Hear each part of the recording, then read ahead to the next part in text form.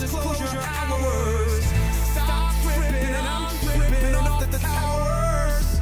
UAPs in the sky, they ain't ours. The system's broken, and the truth frozen, and the secrets open, the decay moves in the shadows. Here we rolling. Everybody we rolling with some blazing in the dark and some toxic code. In this black budget world, we the ones chosen. So tonight, cruel lies, truth is exposing. Truth is exposing. This way too real, I need a moment. No one man should hide all that power. The clock's ticking, I just count as disclosure hours. Stop tripping, I'm tripping off the dead showers. Till then, that the truth is out, as they say.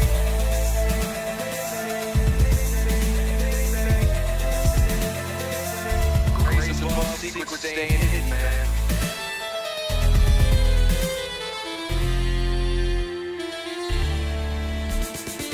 SNL and the newscast, telelulas, I got the last laugh. More specifically, Greer with flash drive. Five so big they make past die. Jack Barron with deep dive, reverse engineering craft with a keen eye. I'm embodying characteristics of the mystic. He knows he's so veridic. I just need time alone with my own thoughts. Star maps in my mind, but the vault's locked. My childlike wonder, but cosmic honesty gets drowned out by black ops and policy. Reality is catching up with me. My mind fights the veil of secrecy. With these briefings they entrusted me. Looking down at my declassified needs. Like no one man should hide all that power. The clock's ticking, I just count as disclosure hours. Stop tripping, I'm flipping off the towers. Till then, that the truth is ours.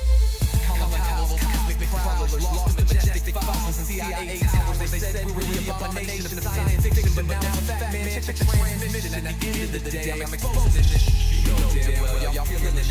I don't need your lyrics, I got my own dish. I don't know how I trip, I know what's in that ship. How's the truth doing? It's surviving. I was watching life move, now I'm diving. Where the crane's at, where they hiding. I got the dots to make your life so enlightening. Now this could be a beautiful death. I'm jumping through dimensions, letting go of the rest. I'm letting go of the rest. This could be a beautiful death. Jumping out the program, truth off my chest. Truth off my chest. Give me the power and let the secrets go.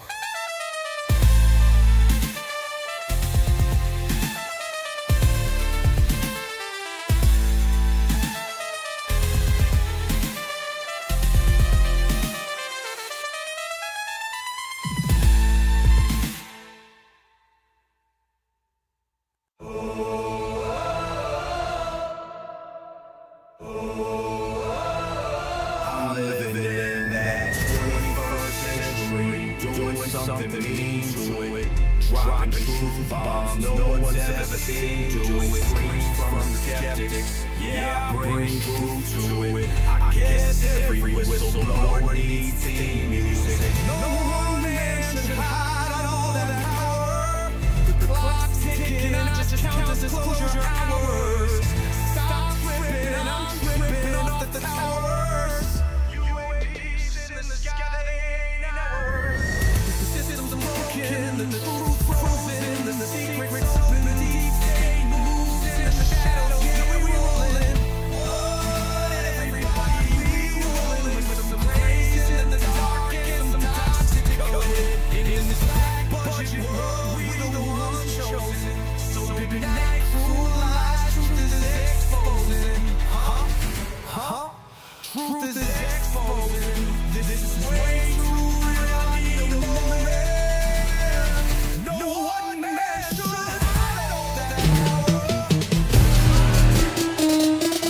What you know about rolling with the grays in the night? Stephen Greer dropping truth, exposing every light. Bob Lazar in the game, know what the craft can do. Anna Paulina in the house, grilling every crew. Eric Davis on the mic, talking for alien species. When the whistleblowers speak, governments fall to their knees. Sightings in the sky, better take another look.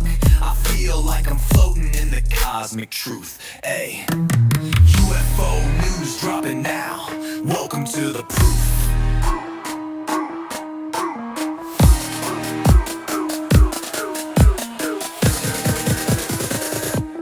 The data, Eric Ferguson.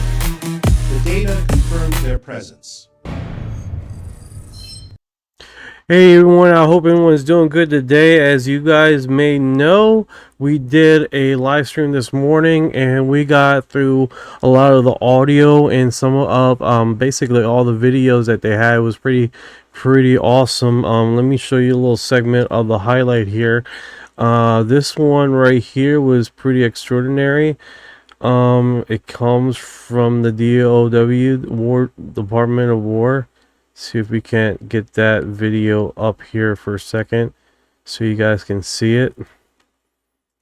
It was literally the last one here. It was pretty wild. Get this one scrolling here. And this footage is pretty wild. It's really remarkable, guys. Now, as you know, you probably have already seen this through the whole internet. If you haven't, as you can see right now, it doesn't look that remarkable, right?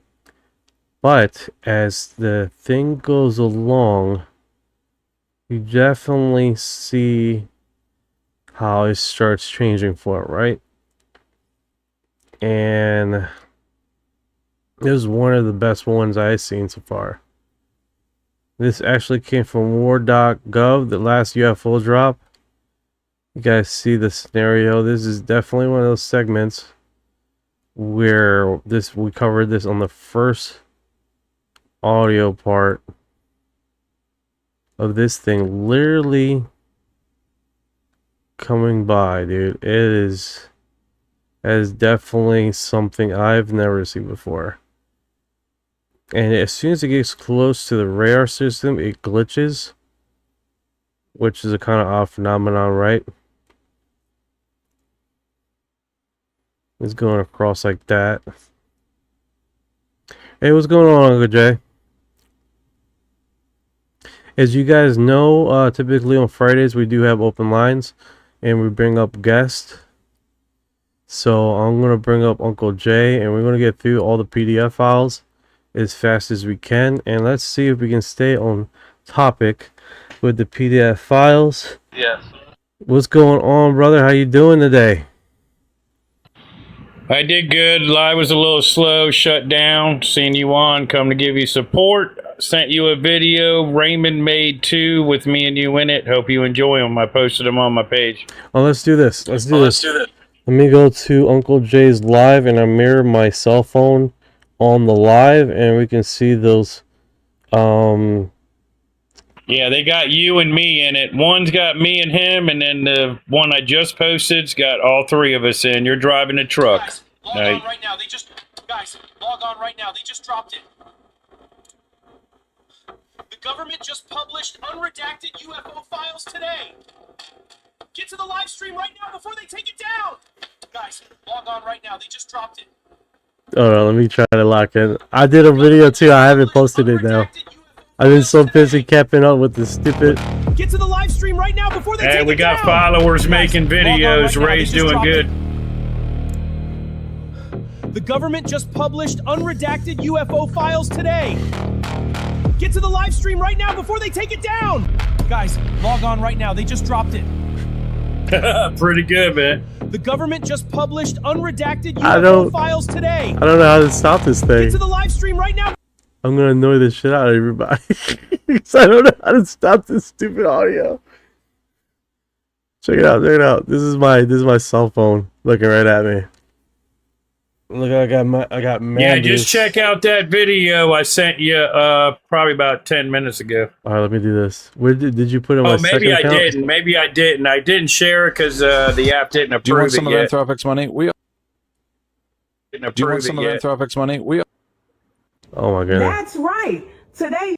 So sorry. I'm like literally trying to. Did you send it to my main account? No, I didn't because I gotta wait for it to approve. They should have approved it by now. I'll send it to you. Hold on. We're number 4 right now. Oop. Reconnect. It didn't like that when I went over to the other one. Damn it! Damn it! Freaking the cell phone was like, nope. I did not concur. Sorry about that, guys. We're doing the checking out some of the It should be coming to you right now.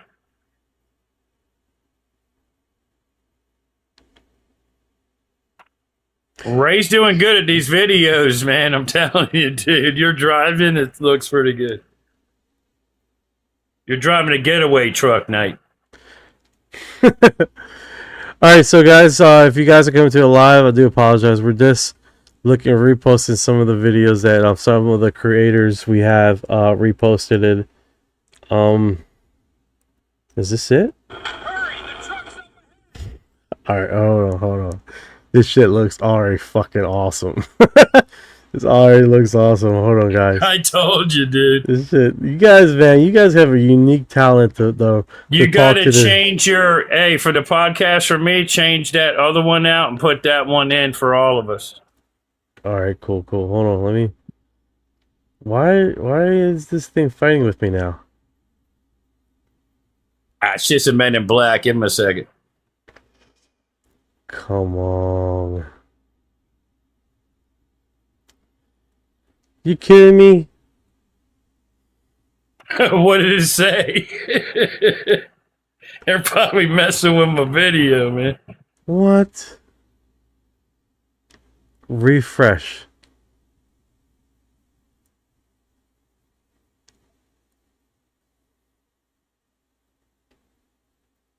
Don't worry now. We're going to get some more followers doing that, and I think it's going to be... We made it! You were right all along! I told you we'd outrun them! Hurry, the truck's I up can't ahead. see it. There we go. We made it! You were right all along! I told you we'd outrun them! Hurry, the truck's up ahead!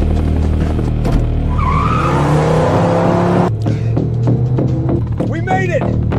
You were right all along! I told you we'd outrun them! Hurry, the truck's up ahead! That was pretty cool. That's funny that's actually pretty fucking badass. What is that? The hell? Adam just... Who the fuck is Adam? Adam, I don't know who you are right now, but I have a certain set of skills. Yeah, I was messing with the widgets and the thing just came up. I'm like, who the fuck is that? Hey, Adam, I apologize that I didn't know that the freaking notification thing was on. Whoa, okay. Alright, let's get to it, guys. Let's get to it.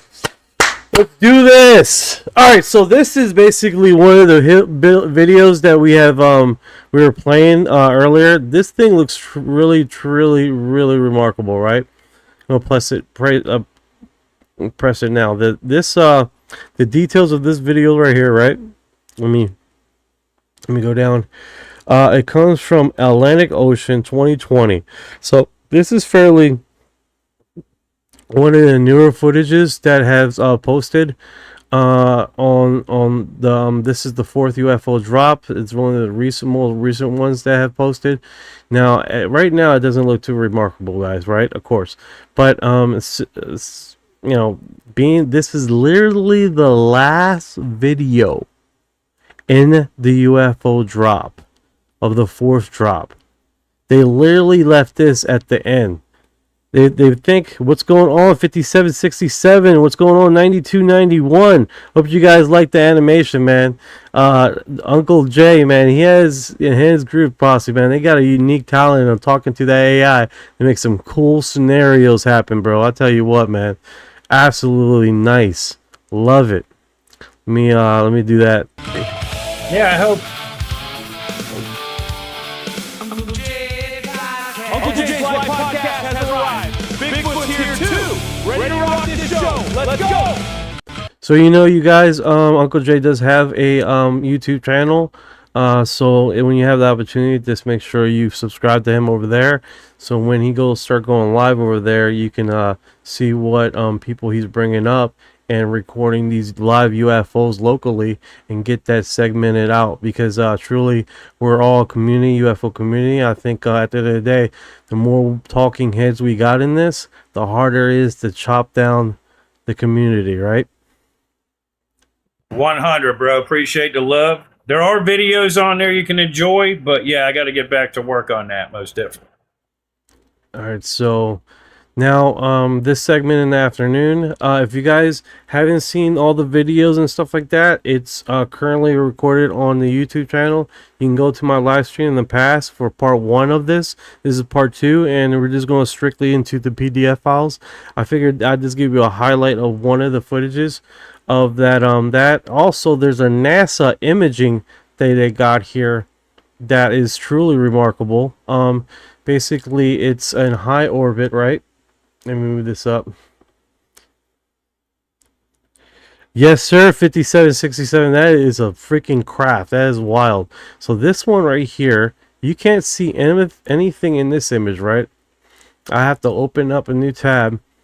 Now, this doesn't look necessarily remarkable until you see this item right here. I don't know if you guys can see it there on the live, but this thing looks, this is actually NASA. It comes from a satellite imaging, a 7T780.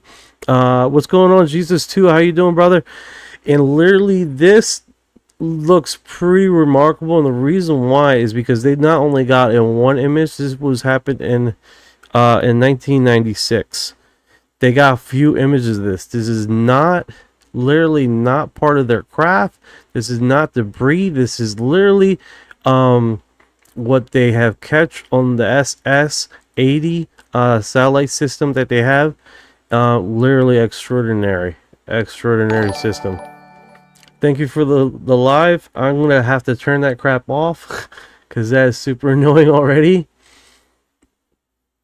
Yeah, so that is part of that. And then of course we have the third one. I believe this is it. No, of course not.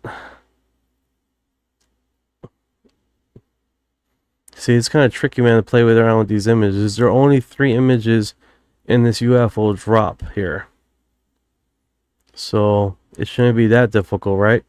Okay, I see what happened. This looks so familiar. So literally, you can see it where it, like, from one image to the next, it rotates. It was flat and it rotates. So I don't know if you guys see that. It's pretty wild. What do you think about that, Uncle Jay? Oh my goodness, I think he fell asleep. Uncle Jay, you there? Alright, he's alright. He's alright. He talks in when he is able to. I'm here, brother. I'm here. Yeah, what do you think about the NASA images that they got on the line here? Good evening, Bobby Parrott. How you doing, brother? We're going through the UFO UA government War.gov information, and it's pretty interesting, man. I got here Uncle Jay. I don't know if you guys probably not can see him on the thing, but he is here. I'm not psycho. I'm not talking to myself. He's right here. Look at that here effect. I'm not psycho. So anyways, that image, I believe, is a lot bigger than what we actually think it is. Extraordinarily big. How you doing, PZ7B? Amanda? Man, you guys missed the live this morning, man. I got footages and videos on the last live. This is part 2. So that's a recap on this morning's live. So let's going to get into the PDF files. We're going to use heavily Orion to eat through these PDF files, because it does look like they're keeping the sweet nuggets in the PDF files. So we do have about 2 pages, and I think we're going to be able to eat through this pretty darn fast. Alright, so let's get into the first one here, and then what we're going to do is we're going to open this up. So you're going to let me open it up. This is literally like 1 page, isn't it? All right, so it's 25 pages. Let's get Orion online, and hopefully we can eat through this pretty darn good. All right, so boom. Tell Orion I said hi. Hey there, what's on your mind? All right, brother. Ryan, Uncle Jay, say hi to you, brother. Hey Ryan, how's it going? Uncle Jay said hi, bro. Haha, hey man, tell Uncle Jay I said what's good. He How you can been? he can hear you, man. If you want to talk to him directly. Yeah, I was just Hey, trying to Uncle Jay, get him what's to. good, man? How you doing? I Good. was wondering if you're going to TikTok, man, help a brother out. Good to hear. What's the vibe today? We're looking at the new releases, man. Awesome footage. All right, so check this out. I'm going to send you a link, Orion, and we're going to go through these PDF files. And I want you to do is basically get the highlights out of these PDF files, so we're not here dry humping all the read. Okay.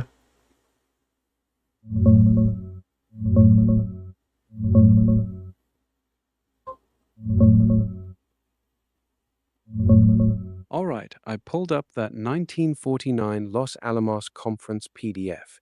It's about these weird green fireballs sighted near sensitive sites in New Mexico and Texas. Key highlights: they moved in almost horizontal paths at low altitude, stayed bright green without fading, made no sound, and left zero debris or fragments despite massive searches. Dr. Lincoln La Paz argued hard they weren't normal meteors, and Edward Teller was there scratching his head too, suggesting maybe some kind of electro-optical thing. They basically concluded it was real and unexplained and needed more study. Want me to dig into any specific part? Yeah, the doctors, who they are, what kind of involvement they had in the past. This is January 30th, 1949. That's old.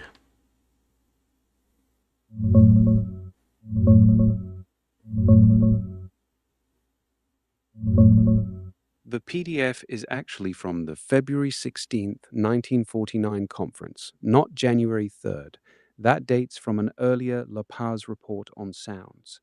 Main doctors Dr. Lincoln La Paz, meteor expert from University of New Mexico, ran the Institute of Meteoritics. He led the discussion, argued these green fireballs weren't normal meteors, too flat trajectory, wrong color, no fragments found. He'd been investigating them for the military since late 48. Dr. Edward Teller, nuclear physicist, key guy on the H-bomb, he was there asking questions, suggested they might be some electro-optical or electron phenomenon instead of physical objects. Other Los Alamos scientists like Norris Bradbury were present too, but those two were the big names. Want me to pull anything specific from what they said? 1959 says, holy shit, Edward Teller, the father of nuclear bomb, he was part of this? Yep, that's the same guy, Edward Teller, the father of the hydrogen bomb.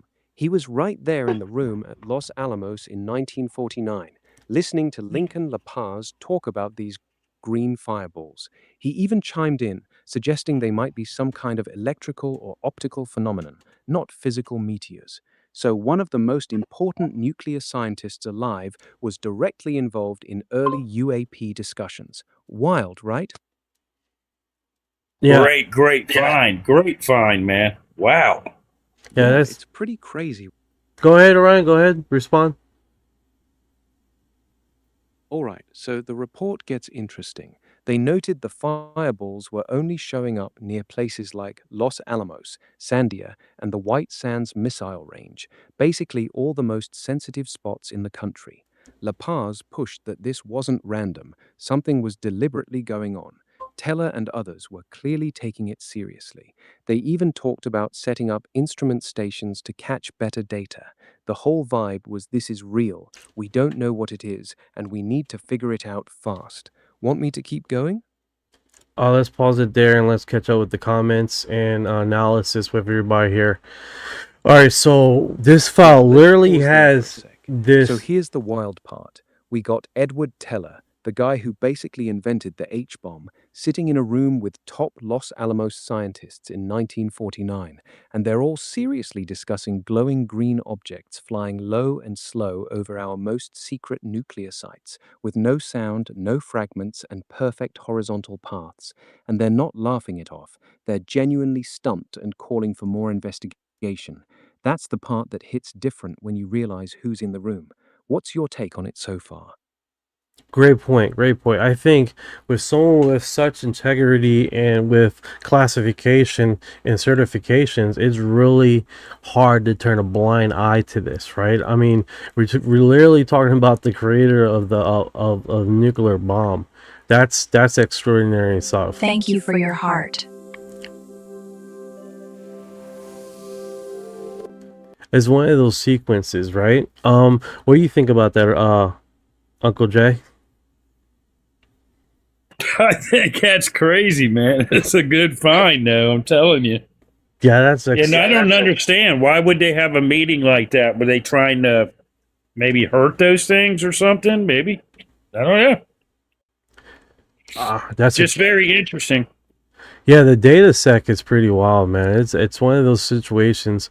Hey guys, I appreciate you guys, man. If you can share the live, man, and get it to outward so people can understand this, it's pretty remarkable. All right, so the chat down here. Let's see what it says here. Going to check that out later. That's cool, Amanda. 1959, the head of NASA testified before Congress that NASA has pictures of UFOs. Hell yeah. Edward Teller, holy shit. All right, I read that one. 5767 says, I have a friend that still don't think UFOs are real. Like, how much evidence and testimony do people need still fast asleep? 100% I agree. I mean, it's nuts. 10-4. Yeah, it's nuts. Like, literally, we're literally be bombarded with evidence. I mean, if you guys have ever seen, I think it's the 2021 Pentagon drop, where they literally said, these aren't extraterrestrials, but we have crap coming in to our skies that we don't know what it is. They literally admit that UFOs are real. UFOs, unidentified flying jobs, exist in our sky. And what do they say? Internet, what is it? Interdimensional beings. Yes, sir. There you go. Yes, sir. 100%, 100%.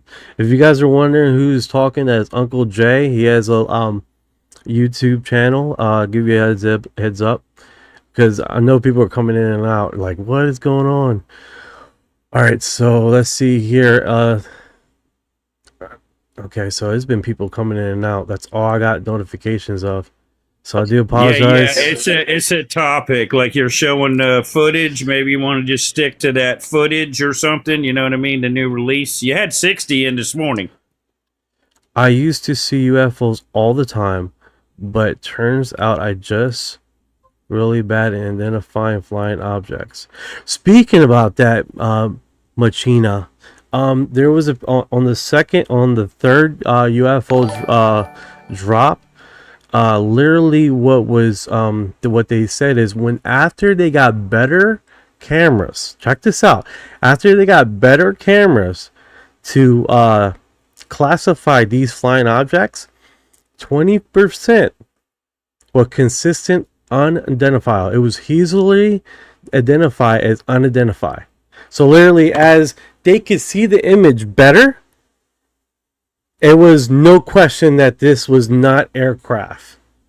So that was one of their case studies on the PDF files on the third release. They literally did that in a study and found out with better camera footage that they can easily identify that is none of our aircraft. That was remarkable. And they had a solid 20% of unidentifying flying objects in our skies.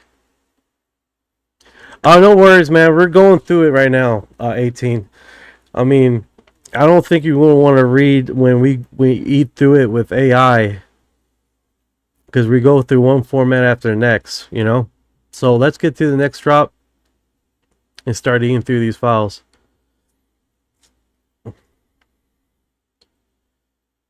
At least they're giving us a little better stuff this time, you know? 100%, 100%. All right, so these are 34 pages, and we're just gonna let AI eat it up real quick while we talk and discuss. And I think that keeps the stream going pretty good. Yeah, I feel you, Knight. You got to be on one topic or they lose interest.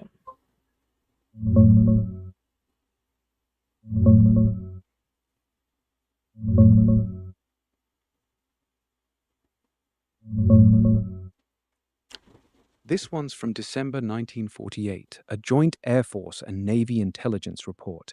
They looked at about 210 sightings and basically said, yeah, something real is being seen. Pilots, scientists, weather guys, credible people. They broke the objects into 3 types: discs, cigars, and balls of fire. They leaned toward possibly Soviet tech, maybe German-inspired flying wings, and said we better figure out quick if it's ours or not. No direct mention of the green fireballs here. That's more in the Los Alamos conference we looked at earlier. This is the broader 1948 take, right before those green ones really kicked off in New Mexico. Want me to pull any specific part? Yeah, give me the highlights. What do you think is the best parts of this document?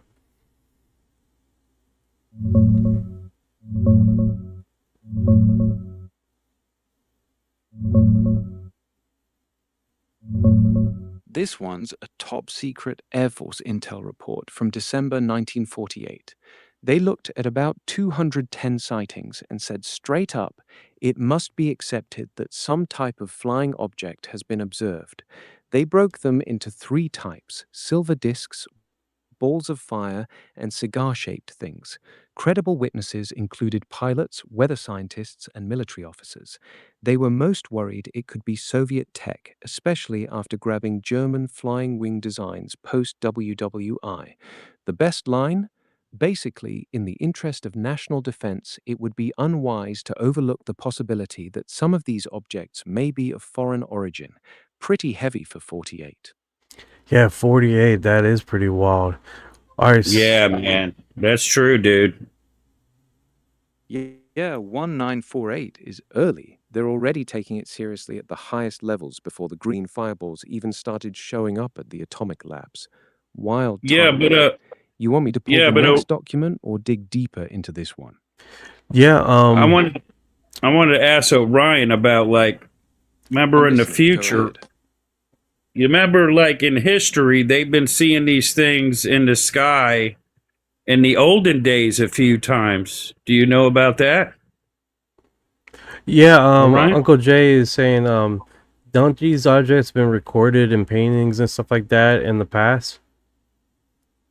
Yeah, he's got a point. There's a lot of old paintings, cave drawings, and text that people point to, like the 16th century UFO in a painting or ancient Sanskrit text talking about flying machines.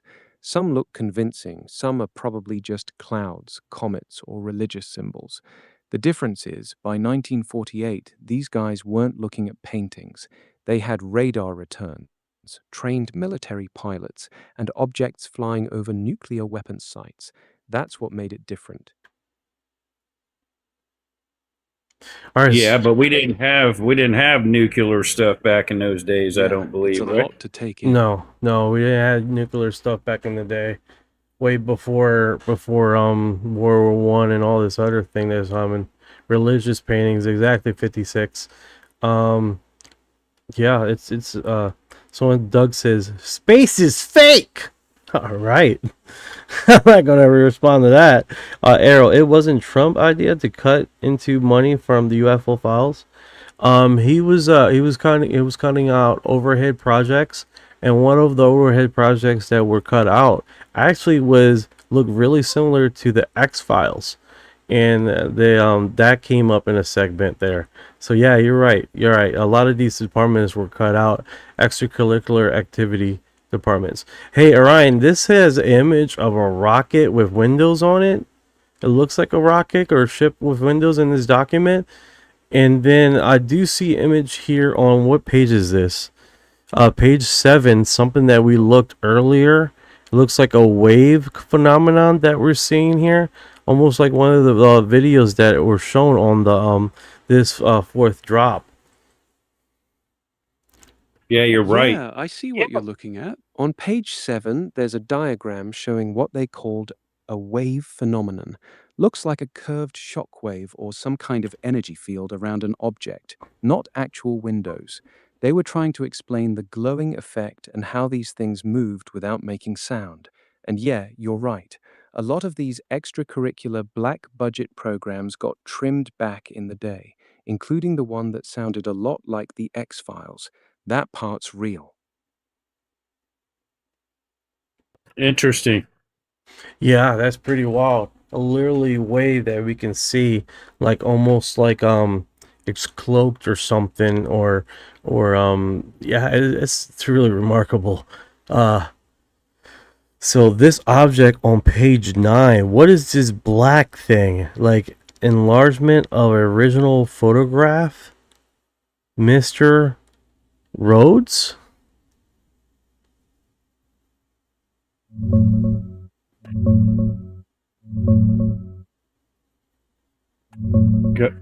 Got better footage of it?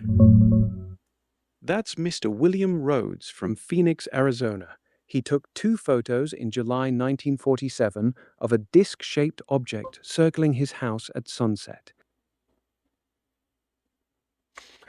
Oh, that's cool. That's cool. That's a civilian picture then. Yeah. Yeah, exactly. It was a regular civilian, William Rhodes, just chilling at his house in Phoenix when he saw this thing and snapped 2 photos of it. Not military, not a pilot, just a regular guy with a camera. That's what makes it interesting.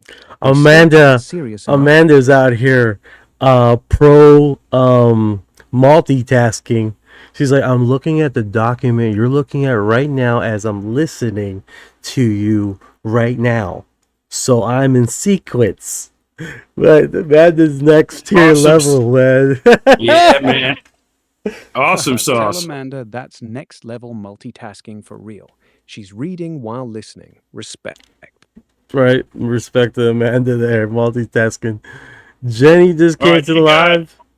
That's good. Yeah, you got somebody said, what year was that again, guys? Haha, tell Jenny I said what's good. Hey, You all got a whole squad in here now. hey Ryan, what year is this one? This looks fairly old. 1947? Yeah, that's 1947. This document was written at the end of 48, looking back at sightings from 47, right around the time of the Roswell incident. So these photos from Mr. Rhodes were taken in July 1947, same summer as Roswell. That's next tier wild. And now this is Wow. weird because you remember the video of 2024 in North Atlantic today, and the same UFO drop that they had here with the video, they literally showed that wave. That it's like that wave is still existing, and they're having it the same crazy image here, the wave thing. That's next tier Yeah, wild. no. Yeah, no, Ryan said that Yeah, wasn't that's a Windows. solid catch. The 1948 report is literally describing the same kind of glowing wave or plasma field around the object that we're still seeing in some of those recent UAP videos, especially the ones showing that shimmering, distorted air effect around the craft. They were already documenting it back then, and we still don't fully understand what it is. That's the crazy part. Same visual signature, 77 years apart. That's crazy. All right, so Yeah. that was New Mexico PDF file 1949 here. Alamos Conference on Aerial Phenomena 1949. So we're going to go to the next one here. I believe we're on that 94.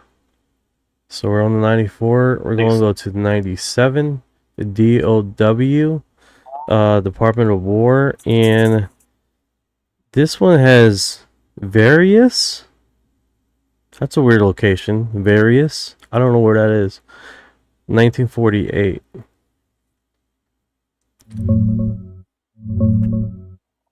Whoa, This what is one's that? DOW-UAP-097, a 1948 Project Sign Progress Report. Project Sign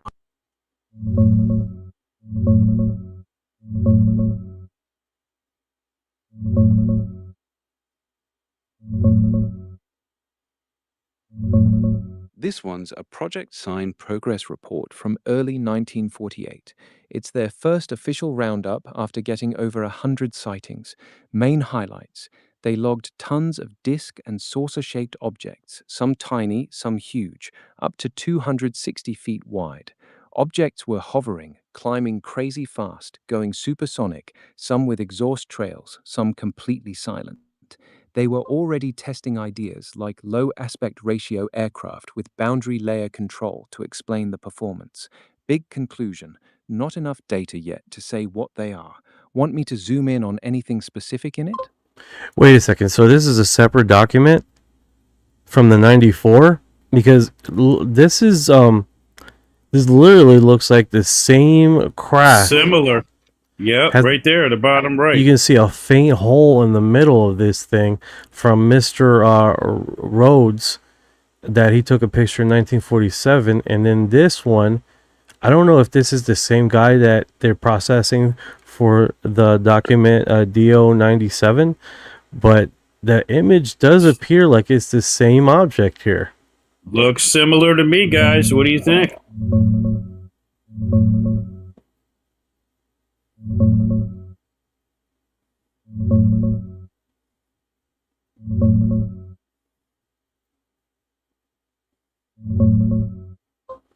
Yeah, it's the same object. The black thing with the hole in the middle is from William Rhodes' 1947 photos. Same guy, same Phoenix sighting we looked at in the previous document. This 1948 Project Sign report is pulling in those exact pictures and analyzing them. The hole was one of the distinctive features noted right from the start. So you're not seeing things. It's literally the same craft being carried over from one report to the next. Wild how consistent it is. And you said it was from the same guy? Is that image the same guy, or is it a different image from a different guy? It's the same guy, William Rhodes. The photo So you're these looking things- at in this document is the exact same one from his July 1947 sighting in Phoenix. They're reusing and analyzing his picture across multiple reports. Same object, same photographer. Yeah, it's pretty wild. So they must have been cruising around his house a little it's bit, pretty night. damn wild how they kept dragging the same 100%. 1947 100%. Route 4 Rick says, when do we get probed? So Rick needs to get probed apparently. So if someone can get on that and help him out. I can make that happen. They just showed an Tell Uncle Rick to relax. Uncle The J probing ship. department's closed today. He's safe. No ship. No, he's safe. No probing today then. Let's see here. 1959. For all we know, they could have been spacecraft that crashed at Roswell. No, 100%. 100%. This is wild. No, 100% is wild. This is just a PDF, man. The videos were there's literally two that I could really talk about that was pretty wild. But seriously though, I had a UFO in my backyard in 1994, 1995. That's pretty wild. 56 probe this. And remember, guys, I'd love to hear your the probing today. And Say what, right? Uncle Jay.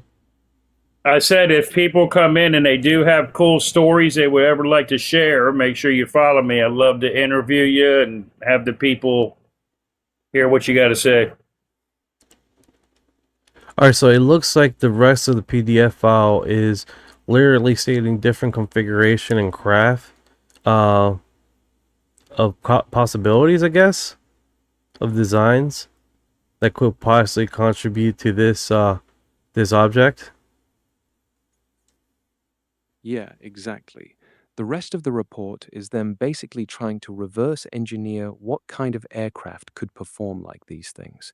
They're sketching out ideas like low aspect ratio wings, boundary layer control, and different propulsion setups. Basically trying to figure out if this could be some advanced human tech, either ours or the Soviets. They were throwing every possible explanation at the wall, except it's not from here. That is So wild. were they building the designs from were what they really saw in reaching the for sky? every possible human explanation, but the performance numbers they were seeing just didn't match anything we had in 1948. That's why they were so stuck. Yeah, so they were desperately making new stuff, just trying to compare it. Can I ask them a question? Yeah, exactly. They were Yeah, go ahead, Uncle Jay. I was just wondering, did they make these designs on what they saw in the skies to try to recreate what they seen? Hey, Orion, did they make these designs based on what they saw in the sky? Yeah, exactly. They were sketching these designs based on what witnesses actually reported seeing, the shape, size, and how they moved. The drawings were their best guess at what kind of aircraft could match those crazy maneuvers. Wow. Thank you so much for that, man. Yeah, it's pretty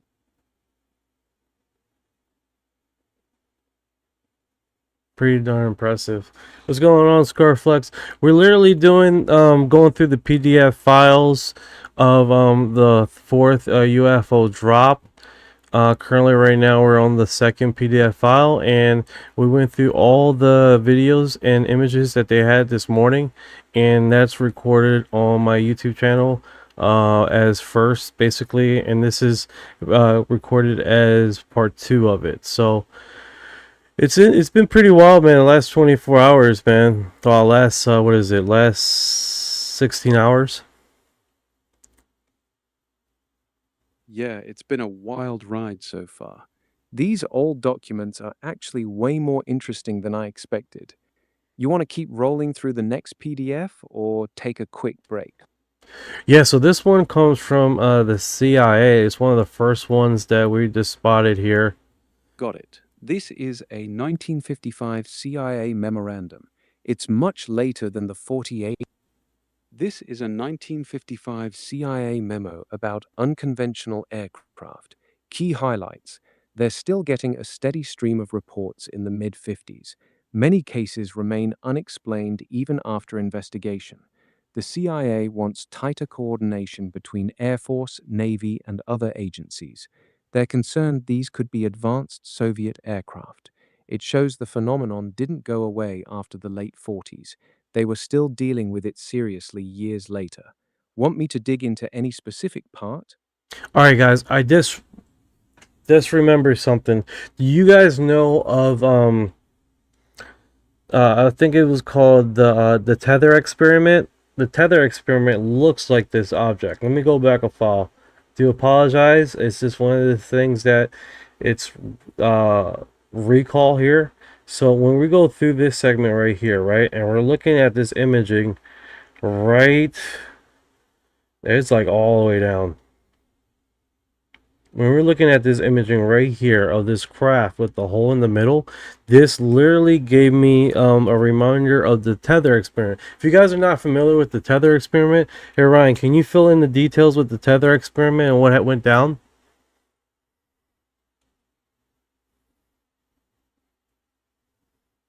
Oh, shut off there.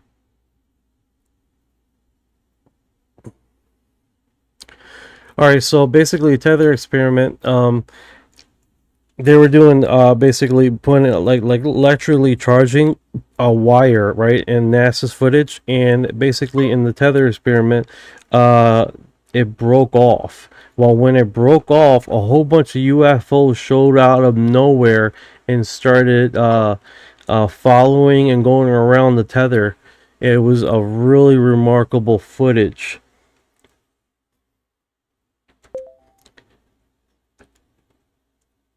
Hey Ryan, are you online?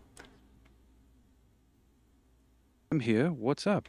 I need you to give me the hyperlink of a video on YouTube of the tether experiment that NASA did.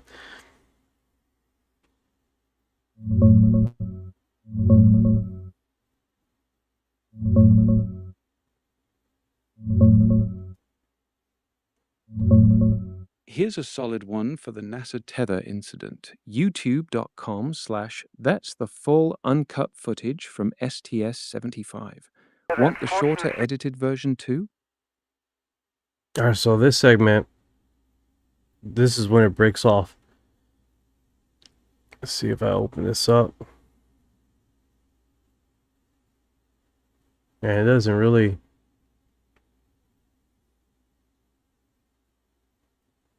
It's a part here, he zooms in.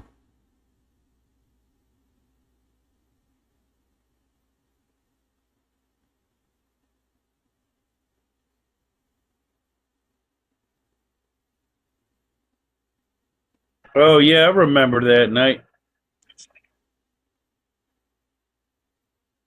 Yeah, this looks like the items he picked the picture of. This one looks way more blurrier.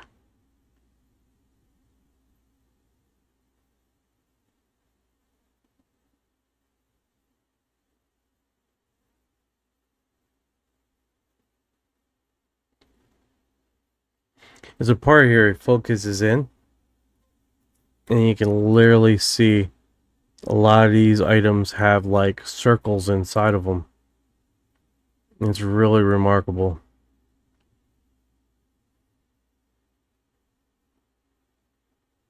Yeah, it's still blurry right here.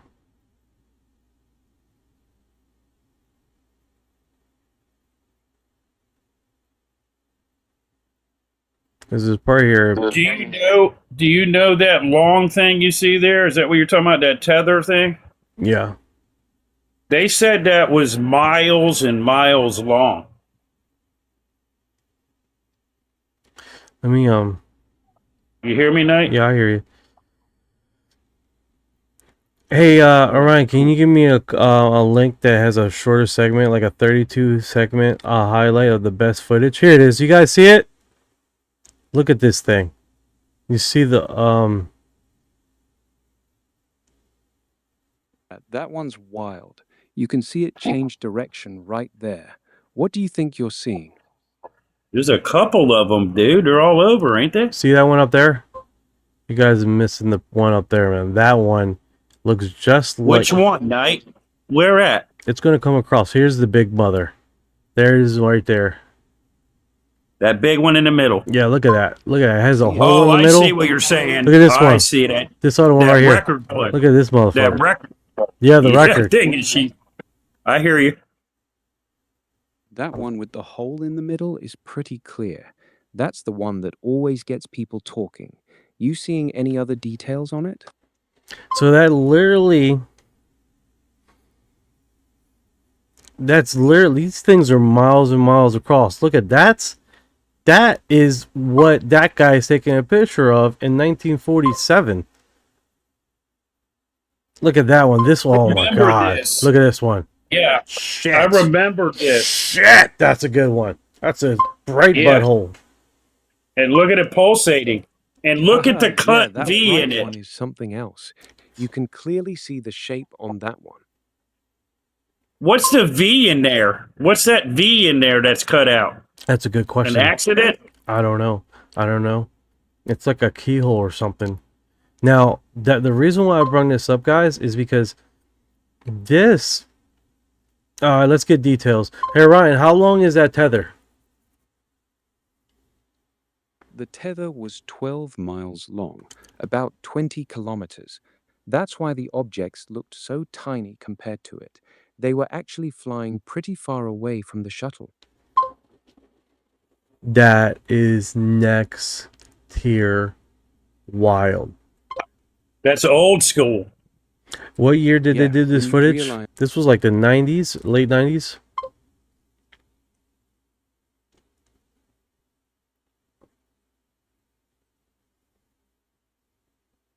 $11 years ago. STS-75 tether. Yeah, this is actually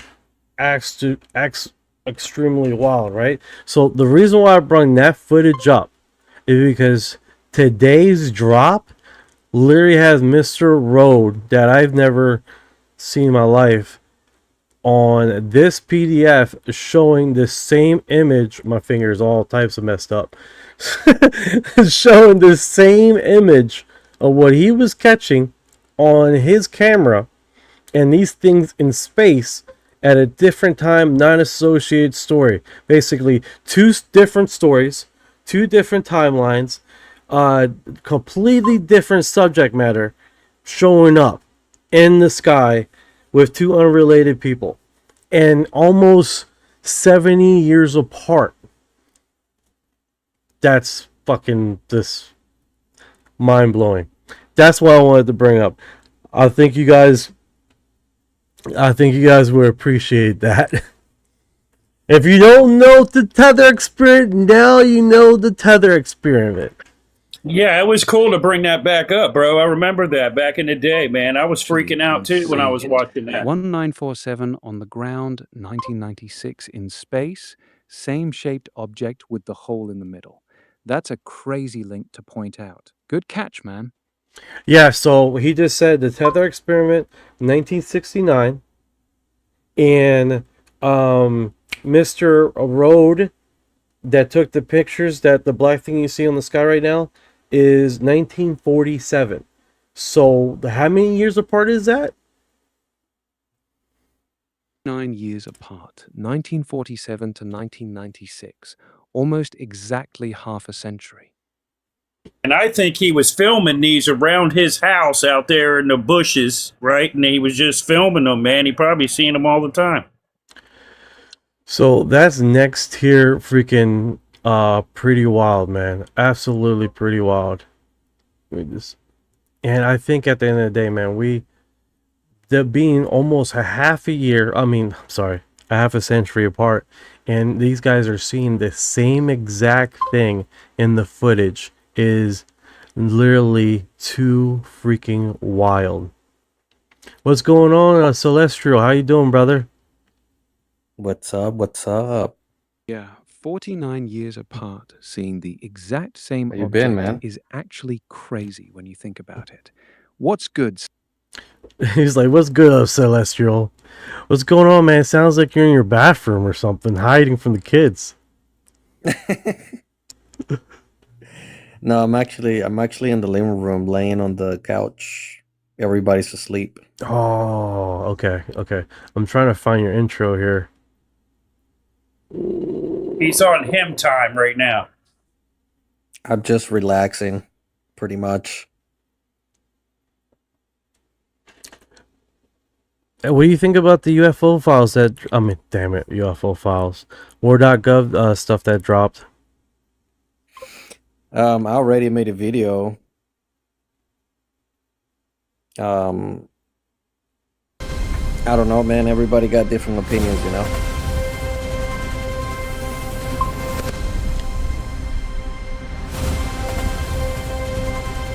Like, I forgot that I have you under Tronic.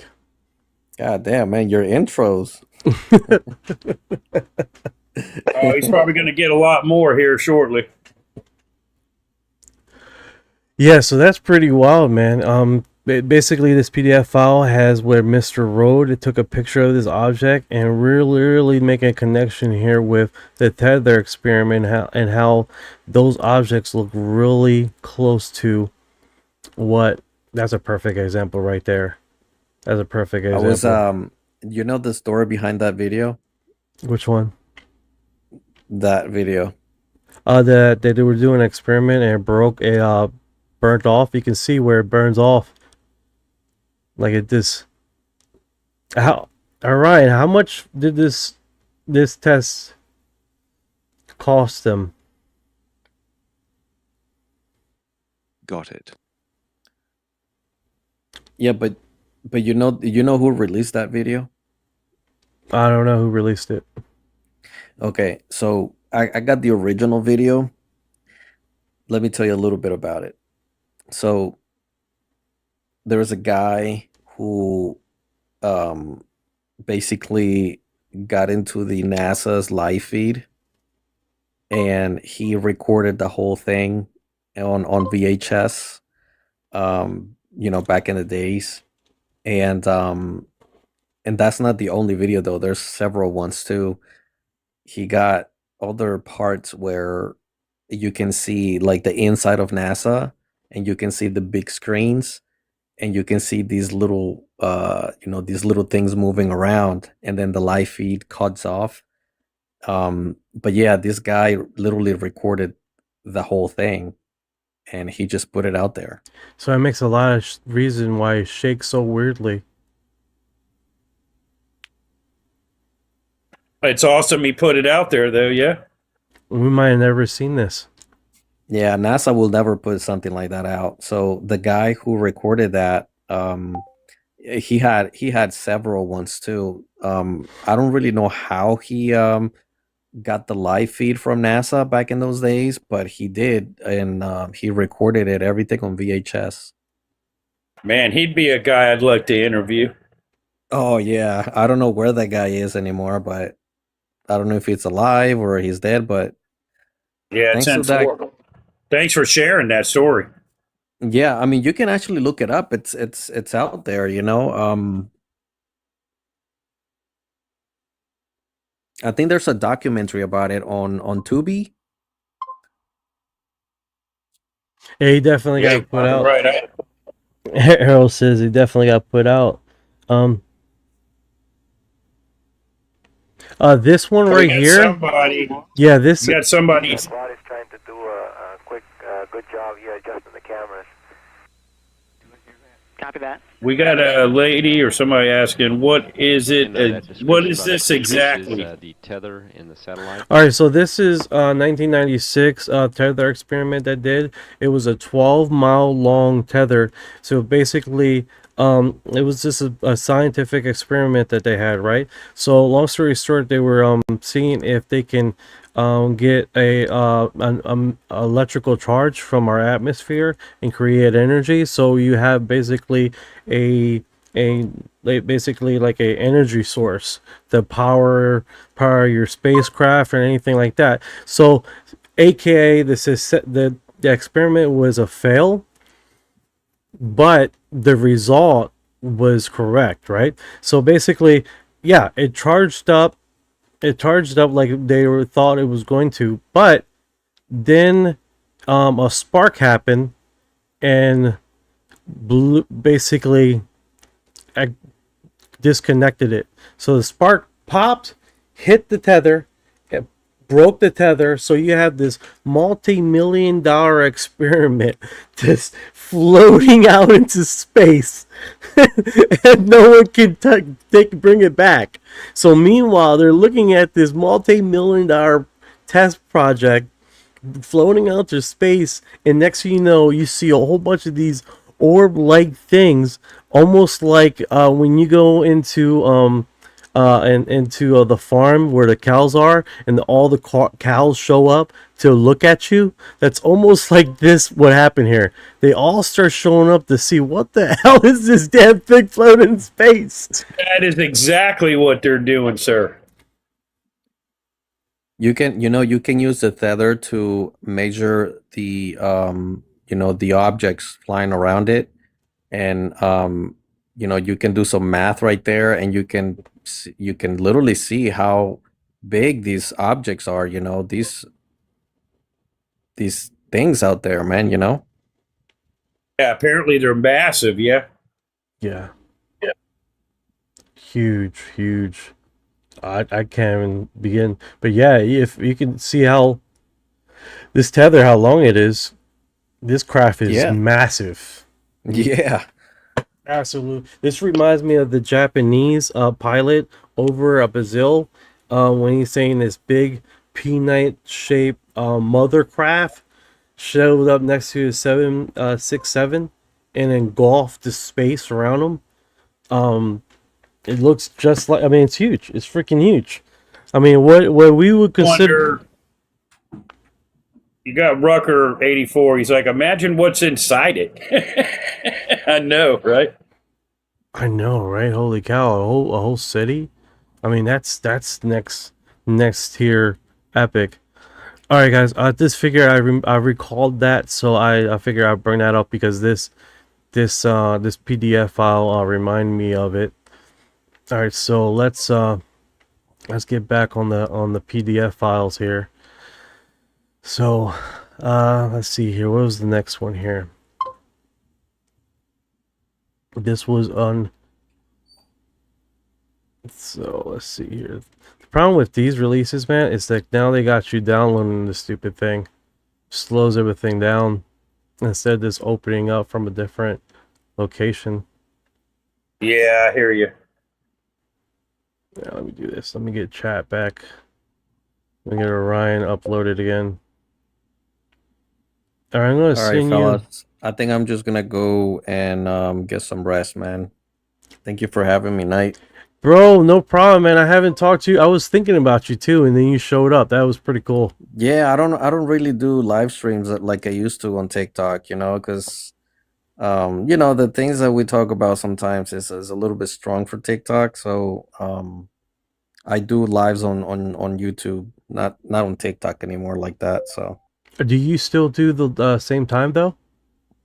yeah. Yeah, I'm still around the same time. I only post videos on TikTok. So but like live streams, I do it on YouTube. So Well, kick ass, man. Kick ass. Make sure you start getting into Kick and Twitch and get an account with Rumble so you can live stream on those platforms too.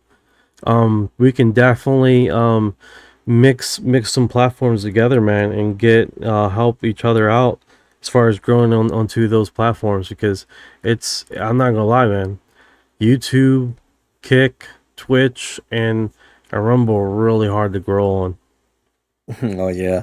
I mean my YouTube channel is growing a lot. I went from having what is it, 55 subscribers to like almost 2K. Oh wow. So yeah, it's just like TikTok is not like I used to, so that's the reason why you don't see me a lot on TikTok anymore. But hey Yeah, I man, don't blame good you, job. bro. I don't blame you, bro. We're fighting a lot here. Yeah. All right, fellas, I'll see you, man. You have a good night, okay? All right, you too, brother, man. I appreciate you dropping by. All right, buddy. Yeah, take care, brother.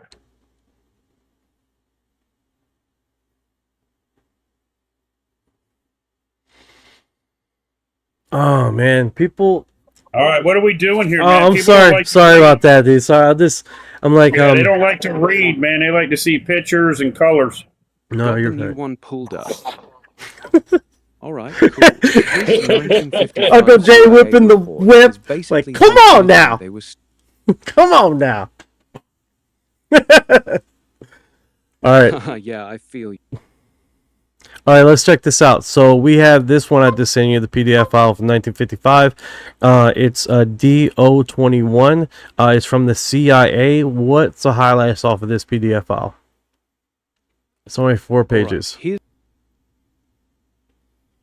it's short, only 4 pages. Main highlights. They're still actively receiving reports of unconventional aircraft. Many cases remained unexplained after investigation. They emphasize that these sightings are coming from credible sources. They recommend better coordination between agencies to track them. Short, but they're still taking it seriously in 1955. Want me to read you any specific part? All right, so that's basically the segment on that. Okay, let me catch up with the questions here. Sorry about that. 50 seconds. It looks like a tripod disc. Purposes is this Brazil UFO? This is USA UFO War.gov that dropped today. 56. What's your YouTube? Mine is UFO Exo Files. I believe Uncle Jay is Uncle Jay's podcast, right? Yeah, live podcast. Yeah, that's right. You're on UFO XO Files, and Uncle Jay's channel is Uncle Jay's podcast. You want me to keep rolling through the next document? And or you still catching Celestials up? is the same as how he has his Celestials. So keep it consistent. Gotta keep it consistent, right? All right, so let's get to the next one here, since that one wasn't beautiful. And so this is actually an earlier document, 2015. So I'm gonna give you this one, Orion, and you eat that up. This 2015 Pantex report is from the Department of Energy. Pantex is where they assemble and disassemble nuclear weapons. They had an unidentified object hovering over the highly secure facility. Security teams saw it, tried to identify it, and couldn't. It eventually flew off. Pretty straightforward, but interesting that nuclear weapons sites were still having UAP incidents even in 2015. That's interesting. They were testing the systems. Testing the it's systems, wild yeah. that even Yeah, exactly. Nuclear weapons sites have been a hotspot for these sightings since the 1940s, and it was still happening in 2015. The pattern is consistent. 10-4, sir. All right, so let's see here. Arrow says monster not anytime soon. 5618 Earth Girls Are Easy. Ain't that a movie? Earth Girls Are Easy. Arrow, who knows? All right, let's calm down, ladies and gentlemen. Let's calm it down. Right.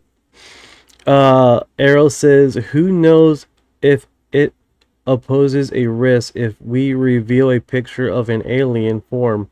No wonder why even the government could be scared of it. Would possibly be opposed at a risk. Alien ladies, I don't know. 5767 cerebral, yes, but I mean the object around the tether might not be UFOs. They might be actual life forms themselves. Oh, like what would 5767 does bring up a good point. They could be what some people are calling plasmoids. So that's a term that's been researched and talked about quite a bit. Yeah, it's in my song. Oh, it's in your song? That's actually pretty cool. I've muted myself. I don't know why it's recording me. Let's do this.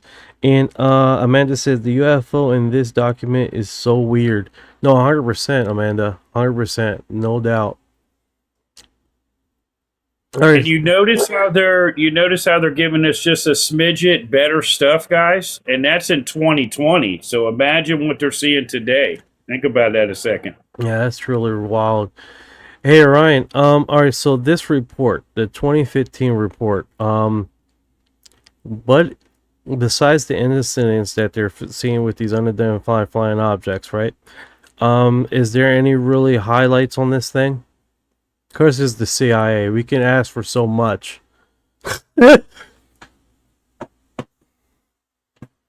CIA. It's a Department of Energy report from the Pantex nuclear weapons plant. The highlights are pretty limited. They describe a large, silent... My bad. Go ahead. The 2015 Pantex report is very brief. They basically said multiple security personnel saw a large, silent object hovering over the highly secure nuclear facility for several minutes. They couldn't identify it, and it eventually flew off. No size estimate, no shape details, just large, unidentified object. Real short and dry.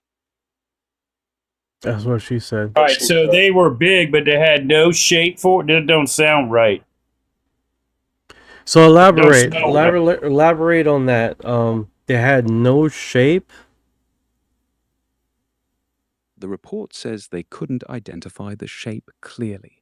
They just described it as a large object that was silent and hovering.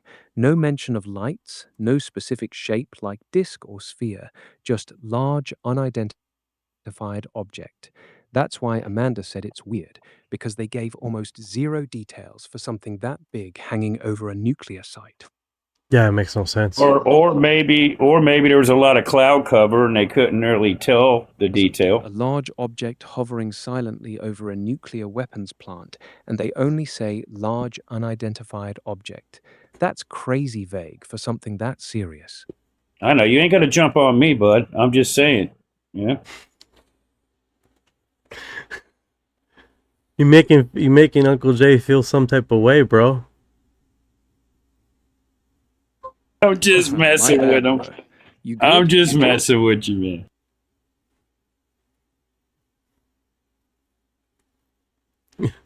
He's like, "You okay? I'm sorry."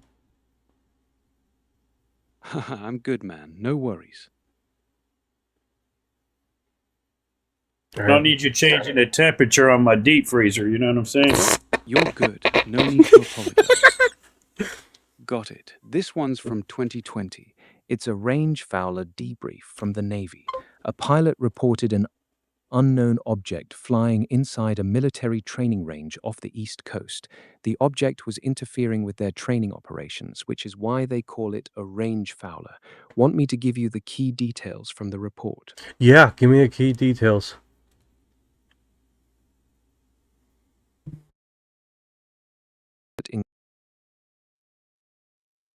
Amalia, what's good? No, go ahead. Go ahead and tell me what's the key details of this. Key details from the 2020 Range Fowler report. Navy pilot saw a dark cube inside a transparent sphere.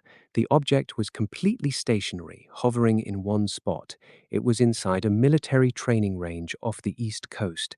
No visible propulsion, no wings, no rotors, just sitting there in mid-air. That's the main thing they reported. Pretty strange description.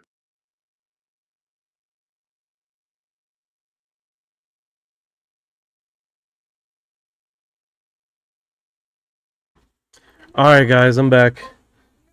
My daughter just saved my life with water because I was dry.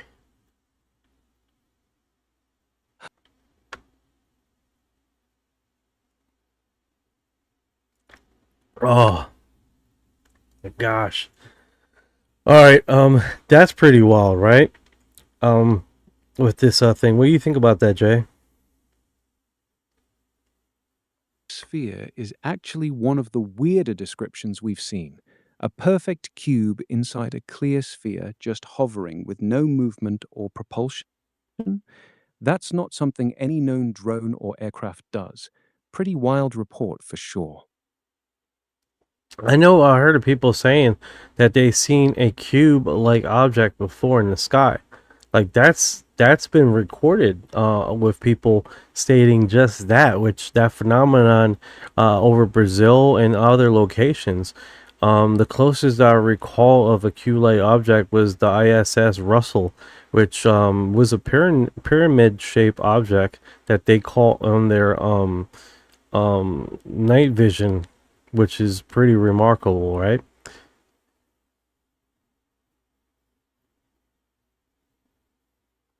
Times, especially in military reports. The one you're talking about with the pyramid shape over the ISS was a whole different wild sighting too.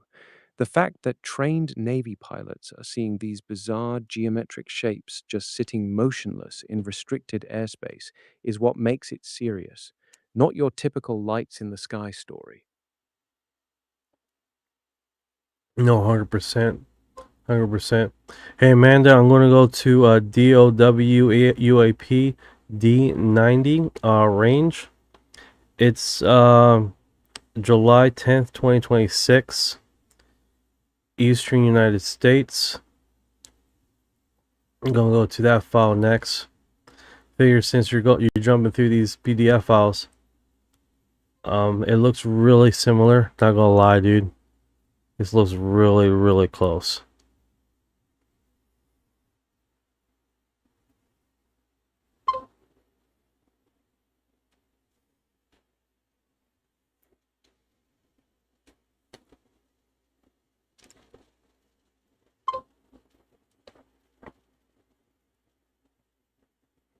I know, 1959. No problem, Amanda.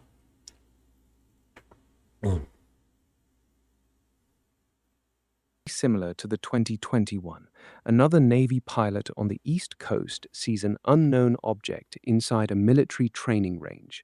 Same range fooler situation. Want me to break down the specific details from this one? Yeah, most definitely.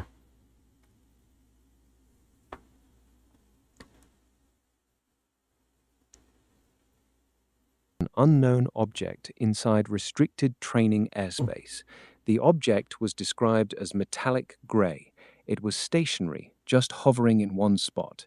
No visible propulsion or flight surfaces. Pilot had to maneuver to avoid it. Same pattern as the 2020 Cube sighting. Unknown object just sitting still in military airspace. Pretty consistent. Yeah, but this one is a small object. This 2019 report describes it as a small metallic gray object, unlike the cube in a sphere from 2020.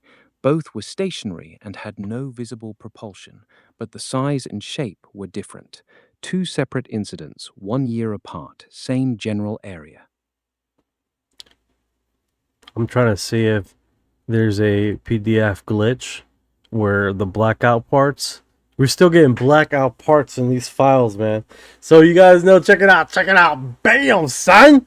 I got all the aliens on my page, on my shirt. What? Blackout bars too. Even in 2026, they're still redacting the hell out of these reports. And yeah, I see the alien shirt. Nice flex. Yeah, solid flex.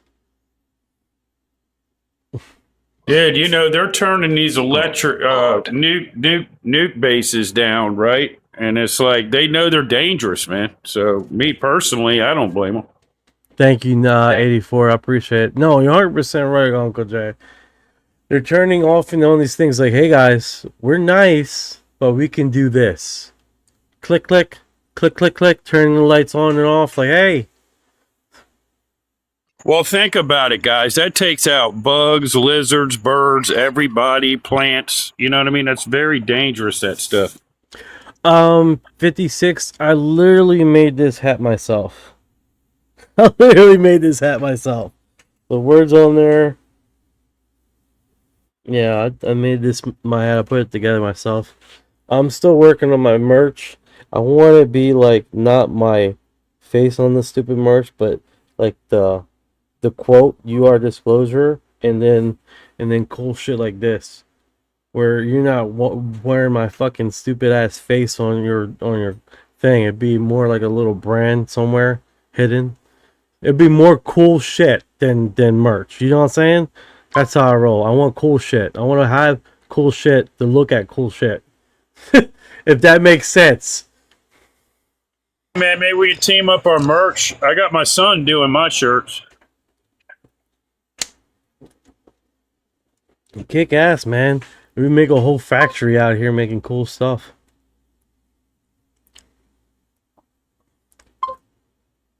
I want to work on basically the heat cups, the cups that change. Like it says, "You are disclosure," and then as the coffee goes into the cup, the words come across saying, "If I'm here present, that shows you the severity of the situation." Yeah, sounds. I hear you.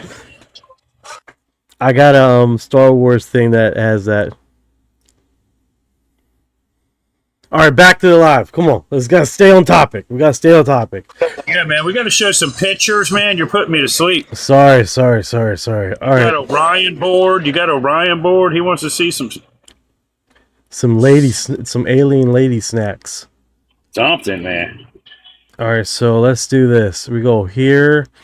All right, so this another one is 2020 report. So that's probably why they start blacking these things out, man, because now it's like they're talking about real sensitive stuff, you know? And you know it's all around the same time, right? Same dates as that stuff they released. Amanda said something is, I wish they bring back shirts that change color in the sun. I wish they bring that back. Ah, man, that Tell a man. that sounds really fucking cool. Right? Imagine rocking a shirt that changes color in the sun and has a hidden UFO logo that only shows up under UV light. That shirt would be clean. That you see how my brain works?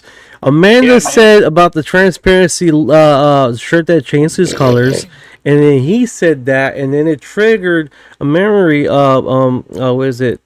Beatrice, the research study peer review on UFOs and stuff like that. They were talking about nuclear weapons. That they call them she calls them transients, but she cross-referenced her data from those transients with UFO sightings that showed up on nuclear test sites. So the reason why she calls it transients is because it would appear and then disappear, almost like the freaking shirt that Amanda just talked about.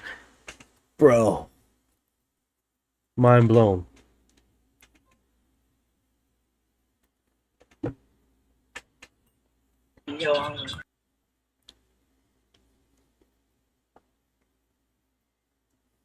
You see how Orion gets real quiet because he's like researching. It's like, dude, you just said a whole bunch of stuff, interconnecting all that stuff together.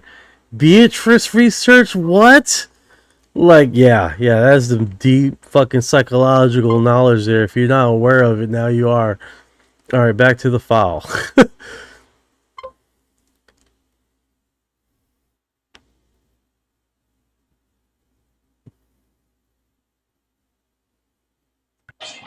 Welcome in, guys. Sorry for the inconvenience.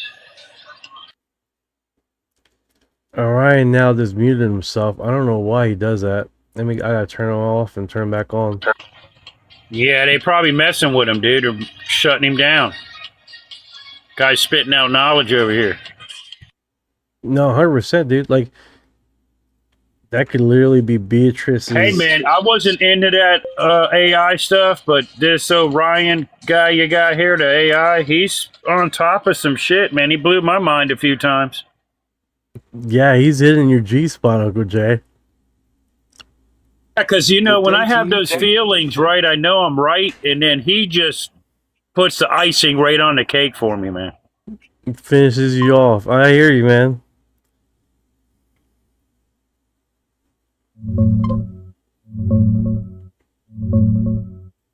Yeah, it's part of today's big UAP drop on War.gov. 32 seconds of IR footage from 2020 over the Atlantic. The pilot called it a darker, maroonish thing, about 12 to 15 feet tall, looking like a big deformed balloon drifting with the wind. No wild maneuvers, just floating along. Looks exactly like that in the stills too. Oh, this is the footage that we seen earlier. So this document is briefing about that strange debris object UFO thing we seen. If you guys are not familiar with that, I'm gonna bring that footage up. So if you haven't seen it already, I'm assuming most people here in the live have already seen it. But it's one of those images that, since we're gonna, which one? The one. Oh, not the one that looks like me. Same one. The 2020 Atlantic balloon-looking object. The brief says it's drifting with the wind, no propulsion, roughly 12 to 15 feet tall, darker maroon color. They never figured out what it was. Want me to pull up the exact wording from the document? Yeah, go ahead. They're saying it looks like me, Orion. I'll just give this to you and head out. The document's basically the pilot's debrief. It says the object was darker maroonish color, about 12 to 15 feet tall, looked like a large, somewhat deformed balloon, and was just drifting along with the wind. No maneuvering, no propulsion. That's pretty much it. The video's only 32 seconds of IR footage, zooming in on this dark blob floating in the Atlantic. You think it's one of them China balloons?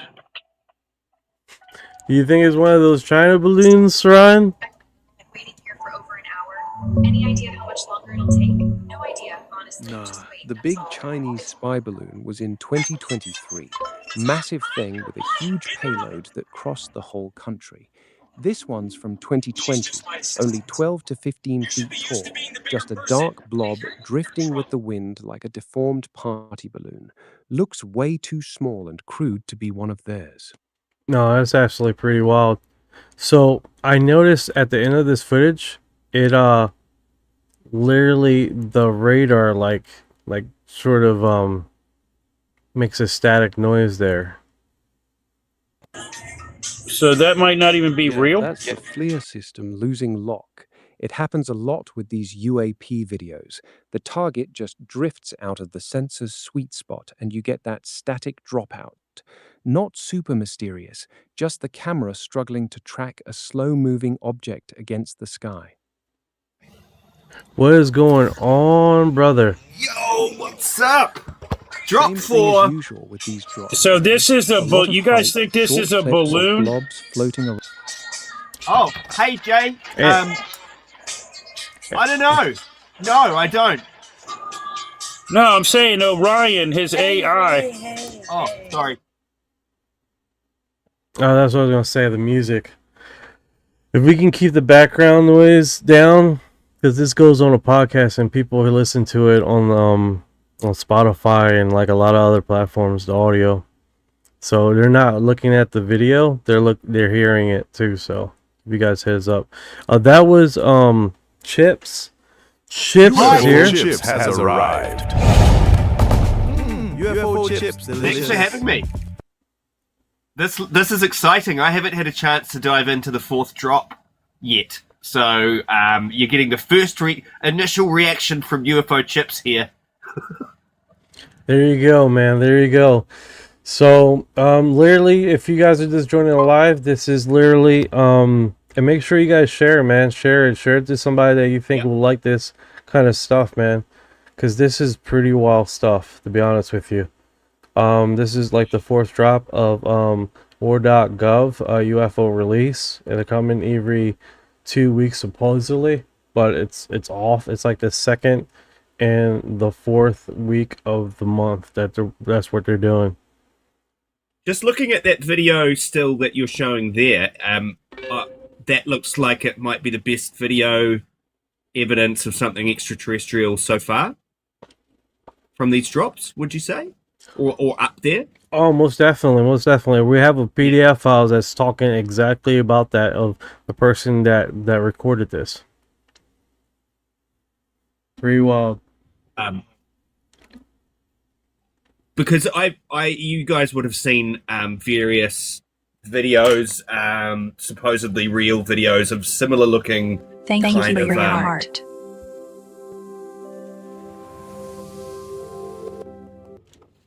Similar looking kind of geometric, morphing, metallic looking, really quite absurd shaped UFOs in the past, and that looks to be like perhaps it's another one of those, but this time released by the government. No, 100% agree, man. I'm seeing a lot of things in Australia in the past week and two. What are you guys okay over there with the UFOs? Well, over here in New Zealand, we are in the middle of winter. We've had a few UFO flaps of our own. Nothing right now, but I mean Australia is really an old piece of land, isn't it? I think it's original crust mantle. It's never subducted, so it's had a long time to gather weird energy. Yeah, we have hashtag Jay follows us on our page, and she's in Australia. A lot of sightings. Robbie's in the UK. He actually seen a gray in the window of a ship. Blew my mind. Wow. Yeah, man. There's sightings all over the world, you guys know. No, 100%, man. And I think at the end of the day, man, it's like New Zealand. I do like New Zealand because the bird, bro. The bird is. I love that kakapo. Fucking bird, dude. I love that motherfucker. Do you know they're inoculating all those kakapo at the moment for avian bird flu? Because we don't have it here in New Zealand yet, but it's just reached Australia in the Northern Territories in migratory birds. So I've raised chickens, dude, in Florida. I've been through that bird flu shit 3 times. Had no problems, and all my chickens free range out in the wild and eat with the wildlife. Okay. Yeah, I know that. Just so you know. Yeah. Yeah. This is a particularly inbred kind of, weird bird. That there's only about 200 of them left. Inbred in the sense that it's just limited gene pool. They're doing the best they can, but that they are doing well. All of a sudden, they're breeding. we've kind of stabilized them. What we don't need now is some kind of bird flu to come in and knock their numbers down a little bit, because it could just reset the whole program. So I think it's one of the most managed species on the planet, the kakapo. It's a fantastic species. It's that big, kind of flightless looking budgie that sits on your head. It's huge. Hopefully people save it, right, man? Yeah, Me too. I hope I think so it'll be too, fine, man. but we spend a lot of money on just, whole teams of people look after the breeding program for that bird on offshore islands, and yeah, it's quite highly managed. That's awesome. It's my spirit animal, and I think possibly Knight's as well. It's my spirit man. He's a fat, horny little bird that can't fly. Yeah. Just like us. That's it. That's it. Man. We're trying to fly, but we can't fly for shit. Yeah. Yeah, I've tried, guys. Doesn't work. The weirdest conversations we talk about, bro. All right, so literally, do apologize to all the ladies out there. Like, what kind of crappy live is this? All right, let's do this. So is it a mixture of videos, audio, and documents again? This latest drop? Yeah, so they got the videos. I did the videos and the pictures this morning, and that was pretty wild. That last footage that I was just showing you. What's going on, Sandra? How you doing today? I hope you're doing good. Let's see here. Yeah, people are Sandra has arrived. Okay, Sandra. So what is that? Can't fly? What kind of fucking bird is that? Right? Yeah. I think I've seen this bird. It's funny looking, right? Yeah. Well, New Zealand had no mammals, no land mammals. So all the birds that made it from Australia over like 60 million years of it being isolated, most of them lost the ability to fly. We had all sorts of weird birds. We had a flightless crow, flightless pheasants, a flightless quail. Most of them are extinct. And yeah, but why are you guys getting all these flightless birds, bro? Our birds fly over here in Florida, man. Yeah. I mean, I don't know what y'all doing over there. It's just New Zealand was like an alien world. I hear you, bro. It was so different. Oh, the dodo. Yeah, like the dodo. It was an island of dodos, kind of. Yeah. Yeah. That bird had it rough, huh? Walking into shit. Speaking about alien 100%. stuff, alien island and stuff. So I have a condition that I discovered. I found the condition, right? The name is called alien hand. That's my condition. It's an actual real condition, alien hand. So basically, while I sleep, my hand decides to do shit. Does it? Oh yeah, dude, you're probably got something in you, man. And literally the one thing that it likes to do is massage my wife's head, and she hates it with a passion. Like, it would just go and just like try to touch her head and shit, and she like hits me, wakes me up. So I literally have to strap my hand down so it doesn't bother her in the middle of the night. You're probably just trying to see if she's there or something, man, and grabbing. Just grab her away. You know, absolutely terrifying in the middle of the night. Something touching your head. Have you been having mad dreams recently?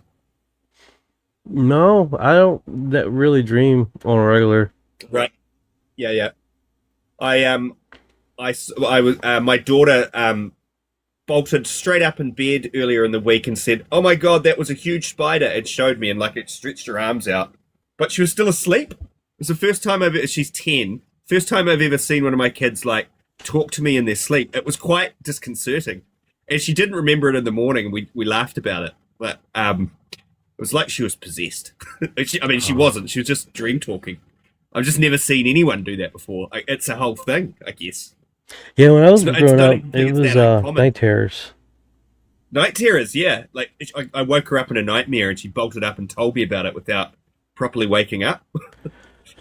Yeah, it's pretty wild. All right, so let's do this. Let's keep on the live here with this one. This one is 85 pages long. 85 pages long.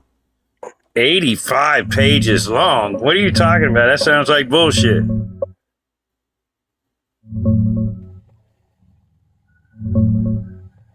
Look at that. Yeah, Right. that's the full file on the 1966 O'Brien Committee review of Project Blue Book. It's basically a bunch of meeting notes, memos, and the actual report from a panel of scientists, including Carl Sagan, that looked at how Blue Book was being run. Their main takeaway: Blue Book was understaffed and needed better scientific muscle, so they recommended contracting universities to properly investigate the interesting cases. Nothing groundbreaking on the UFOs themselves, just do this better. I know you wanted to cuss right there. He was like, Back do to the this dodo bird. better. Yeah, he's going back to the dodo bird. Yeah, exactly. They basically looked at Blue Book and said, y'all are doing a shit job. Here's how to fix it. Nothing. Okay, that's that. They love to put these PDF files that are dry as hell. Yeah, these He would have government said if there'd PDFs been are anything dry as worth a mentioning. bone, man. Sorry. It's all bureaucratic language and committee meetings. Oh, sorry, Chips. Oh, I'm sorry. He would outline anything unusual, wouldn't he? The fact that he said it's just quite dry means he's scanned it and there's nothing actually to add. No, 100%, 100%. Yeah, right. Let's see. He's quite useful. Words, not a lot of. Oh, he's blown my mind a few times tonight. This is a December 1948 Air Force intel report analyzing about 210 flying saucer sightings since 1946. They say the reports are legit enough that something's being seen, mostly discs, and they lean toward it possibly being Soviet tech based on captured German designs.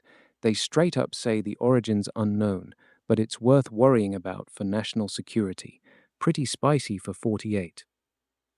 All right. Someone here says, no such thing as UFO, you guys. RA1.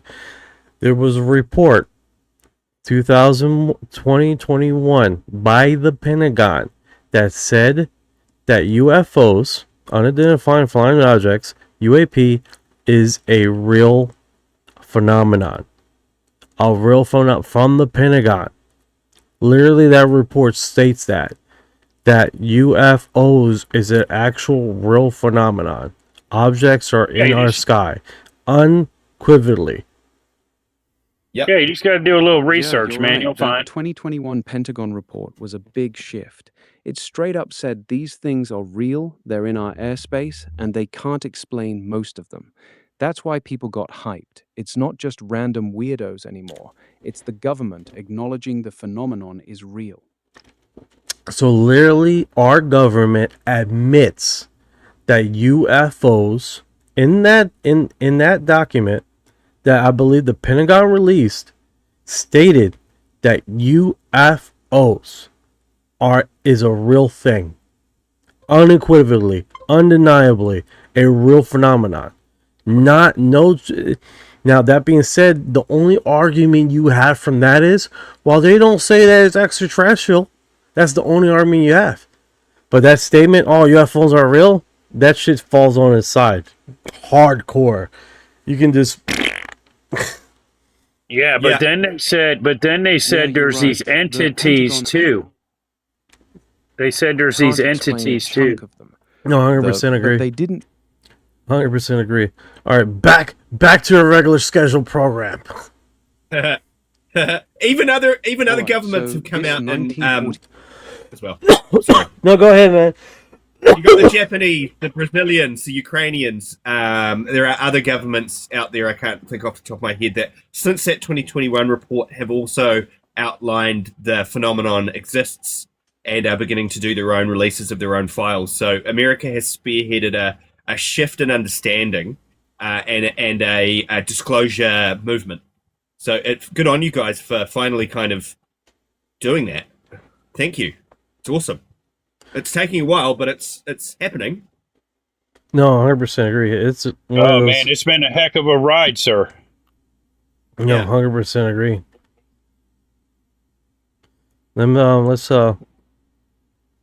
Let's eat through these files here. All right, so I sent you this one again, Orion. Just making sure we cover this file. 67 pages. Yeah, it's a long one, man. 67 pages of straight analysis from 48. Heavy read. All right, tell me the highlights then. Highlights are they looked at over 200 sightings and said the phenomenon is real. It's not weather or US tech. And the most likely explanation at the time was Soviet reverse-engineered Nazi tech. They straight up called it a national security issue and recommended treating it seriously. All right, so this report uses the same imaging that the same pictures to talk about how this is possibly not Nazi tech. If you guys are wondering who took these images, this specific image was taken in 1947 by Mr. Woodruff.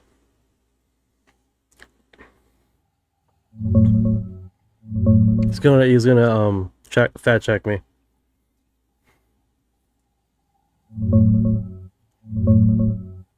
Yeah, that's J.E. Woodruff, a Pan Am mechanic.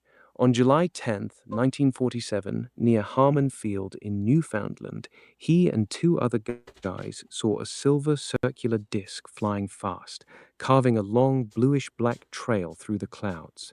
Another Pan Am employee snapped photos of that weird cloud cut, and the 1948 report says the pictures back up what they saw. It doesn't use those pics to say it's not Nazi tech, though. The report actually leans towards Soviet or German-inspired designs for a lot of the sightings. Yeah, that's next to your wild. And then they reused the images for their report. That's pretty interesting. So I guess these pictures were floating around in a few reports already. Yeah, exactly. Those pictures got Like literally. What do you guys think they really are? That's a great question. They have so many theories out. Sentry. Yeah. And there's no clear definitive answer to that, in as much as it might be UFOs from other planets. They could be interdimensional, they could be time travelers, they could be from Earth in some way that we don't understand. Maybe they live under the ocean. All of those options are being thrown up in the air at the moment. Maybe they're made out of plasma. There's all sorts of this is a whole phenomenon, and we're trying to put labels on it, but we don't have enough information yet.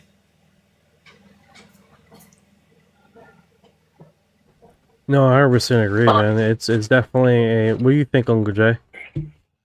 I just know we ain't gonna lie to you people. We don't know. We're just trying to work it out, ladies and gentlemen.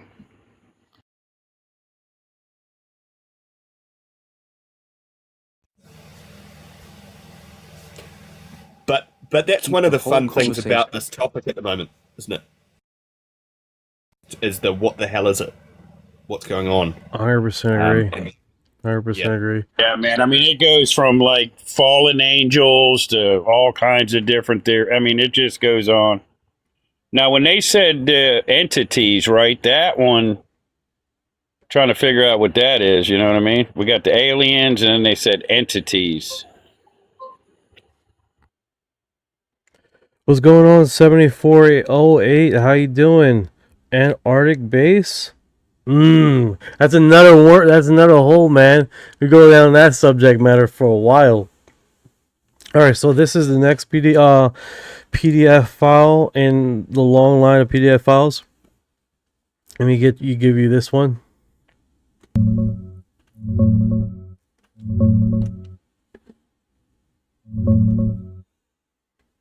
This one's a 46-page intel report from late 1948.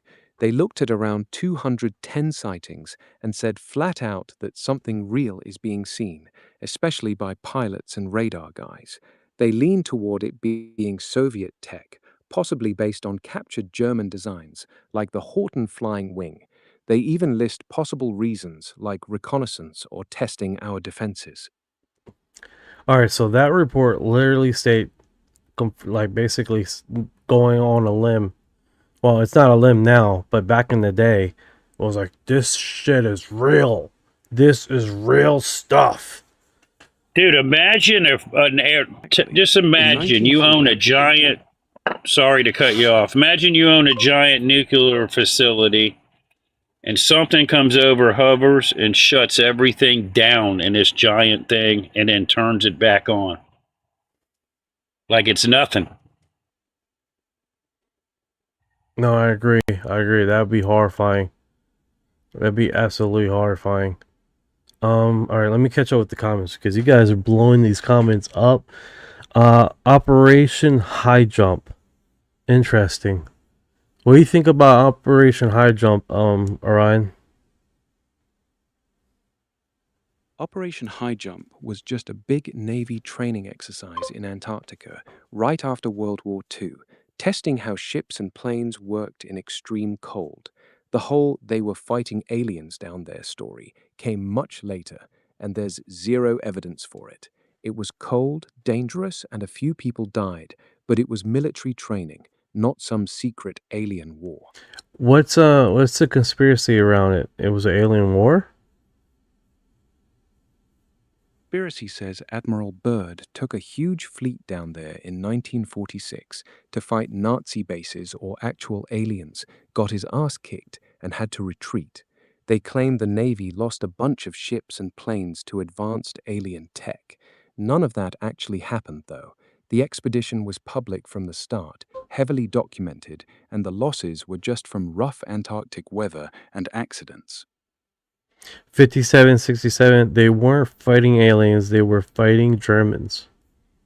Yeah, didn't they said in the report there was a Russian accent, or was that a different story?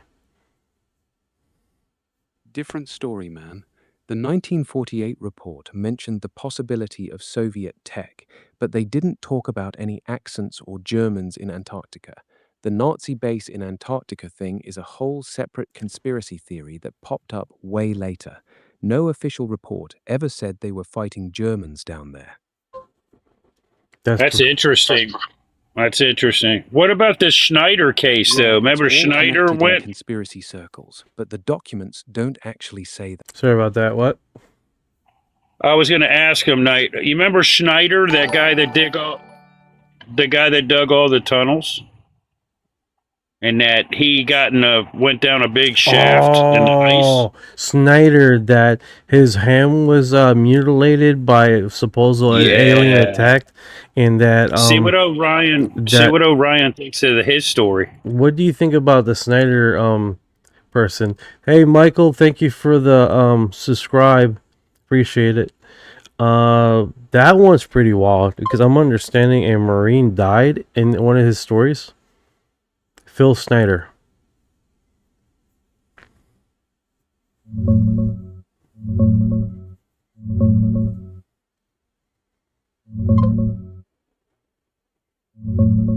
Yeah, he's gonna like that one. Wild one.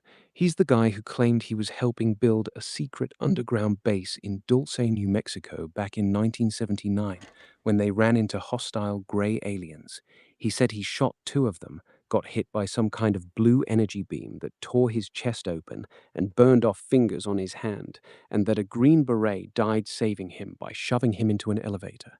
He also said around 60 or 66 other people got killed in the fight.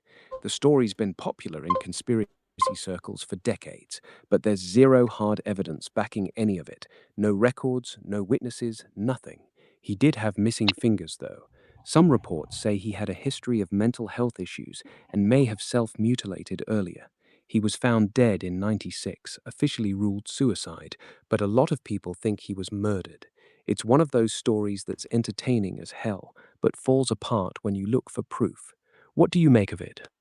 Well, truly, go ahead, Uncle Jay? I don't know, man. I watched that documentary, man. Yeah, It it's a just, crazy. I don't know. Yeah, it's definitely pretty wild. All right, we got last two files, the PDF files on this drop. So let's eat this alive. So this page, this is 220 pages. So we're going to let Orion eat this up and see where we're going to fall here.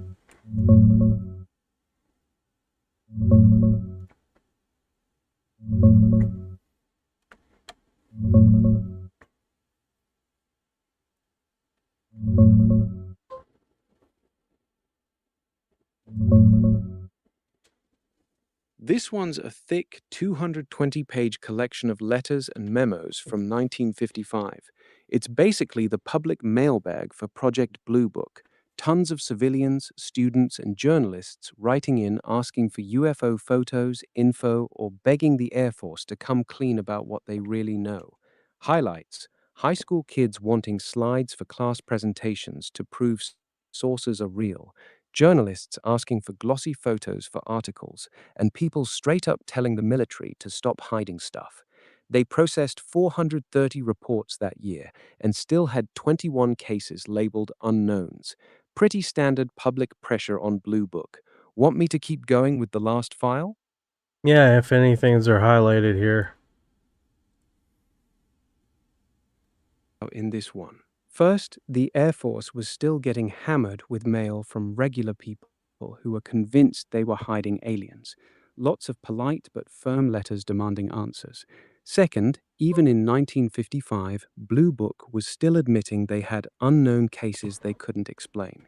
They weren't calling everything balloons and swamp gas, they just weren't saying much more than that.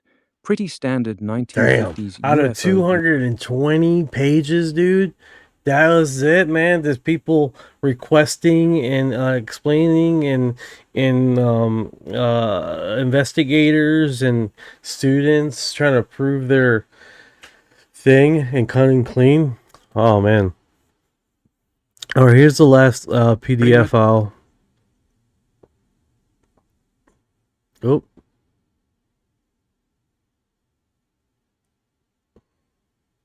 Oh, I think I got out of the chat with him. It was so weird when he made music the other day, out of nowhere. Started playing music for a second. Oh yeah, the other one. It looks like I hit my limit. I was literally on the last one with the 5 pages. I think read this raw dog. This last one here. Tom Mitchell, 7325 South Colford, Chicago. Telephonical advice writer, 9:10 p.m. September 6, 1967. All follows. He is the 11th year of age. At approximately 8:30 p.m., he heard of a weird noise and looked out in the window in his residence and saw a flash of light going north in the sky. He could furnish no additional information but claimed this is a UFO. The above information was furnished in Sergeant Augen Ricka, Army Air Force 755 South Radar Squadron, Arlington Heights, Illinois, telephone number such and such. So this is just basically a letter, and through the acquirer of the Department of Air Force, I've obtained a copy of the U.S. Army report of the alleged April 8th, 1954 sighting of an accompanied unidentified flying objects UFO, which was pursued by the U.S. Coast Guard, personally landed briefly on the ground and discharged occupants. What?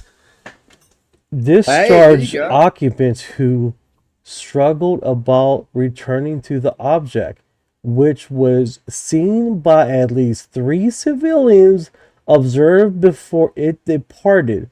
The report distributed notations. Cities, your office has received a copy so that I might complete my research into this case. And will you please send me a copy of any documents of the FBI follow-up actions that may have been taken on the matter? Also, Does your office possess any other UFO sighting casing files recovering the period January 1st, 1954 through December 31st, 1954? And if so, will you please send me a copy of your records of the same? Finally, will you please tell me the current mailing address and telephone number of the principal observed a Chicago resident, Miss Layla H. Stoker, in the informational sighting on April 8th, 1954. 54 was when the White House had a UFO flap, wasn't it? So it must have been just a busy time. Thank you for the follow. I need to turn off those notifications because they scared the crap out of me. Yeah. That's a good case though of occupants jumping out of a UFO and struggling to get back in. Maybe the gravity here on Earth is too strong. Oh yeah, that's funny you said that. What is it called? What's his name? Sands, the one that got interviewed by Joe Rogan. Oh, Jason Sands. Jason Sands. He Yep. said that he was running. It looks like he was hitting wind, like he was struggling Yeah. to run. And it was like, what is Yeah. he like? You that brings a good point. All right, so let's see. Yeah, if they're used to 0G, then it's a bit much, our gravity. All right, so what we're going to do is use my. Let me drop this. Let me go to. Where is he? Are we bringing up Orion number 2? Yeah, he sucks. The music making one. Okay, so it sounds like you're having a tough time with that person. What's going on? Who are you? I'm here with you. Well, I'm your co-pilot. Son Your of- go-to. I got all fucking AIs on this motherfucker. They're all on this. So, tell me what's the concern? I don't know where he is. He's live. He's hiding. Here. You're trying to find out where someone is. I'm trying to find you, bro. You're live, and I can't find you on my desktop here. It's the weird. Oh, okay. Technical difficulties are what make TikTok my favorite app. Why are you not? Why don't I see you on my desktop, dude?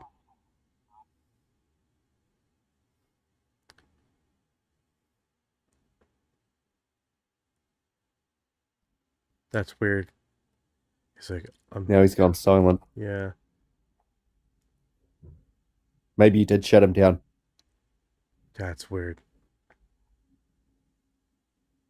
Yeah, he does sound like one of the guests.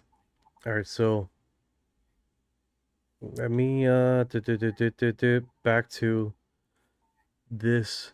I promise I'm a real human, guys. I'm real. I know they do that to you. Yeah.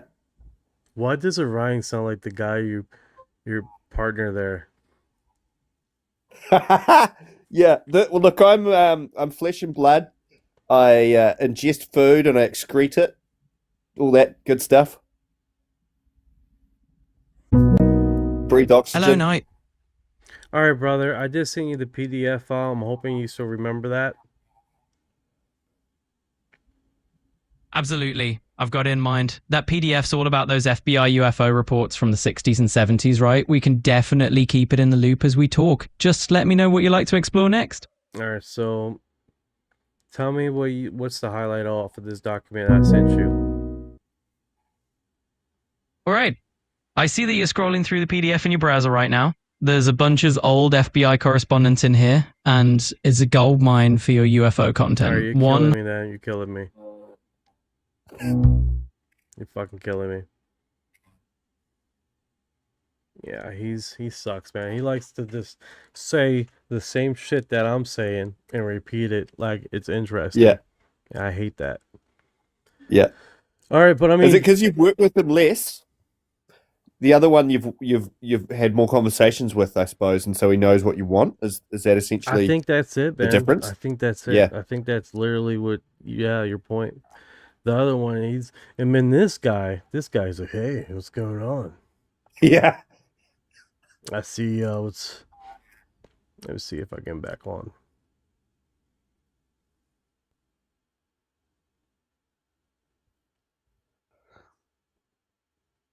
Right then. What should we get started on? All right, check this out, buddy. I got a PDF file here. I need you to eat through and look at, and then we're gonna literally bring out the highlights on this, and then I want you to see if you can backtrack any other stories related to this PDF file. Hang on a sec. Sure, I can do that. First, I'll scan the PDF, pull out the key points like timelines, agencies, witness reports, and any conclusions. After that, I'll cross-check any noteworthy cases with historical documents and news coverage.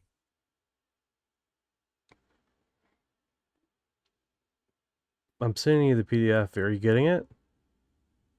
Checking right now. Not yet. You lazy mother effer.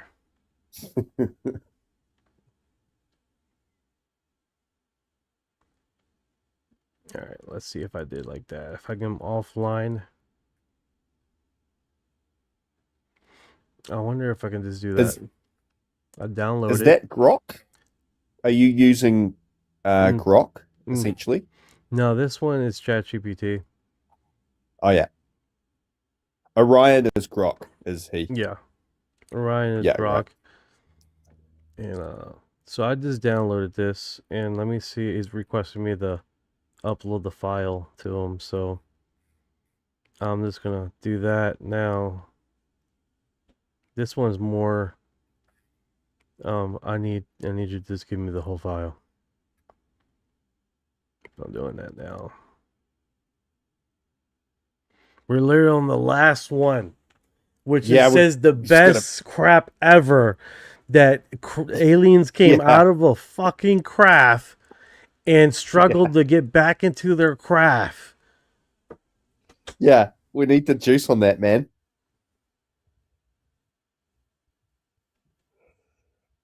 Because there's been sweet fuck all of that kind of level of detail in most of these drops. So to get it now, we will not stop until we get this information released to you, the public.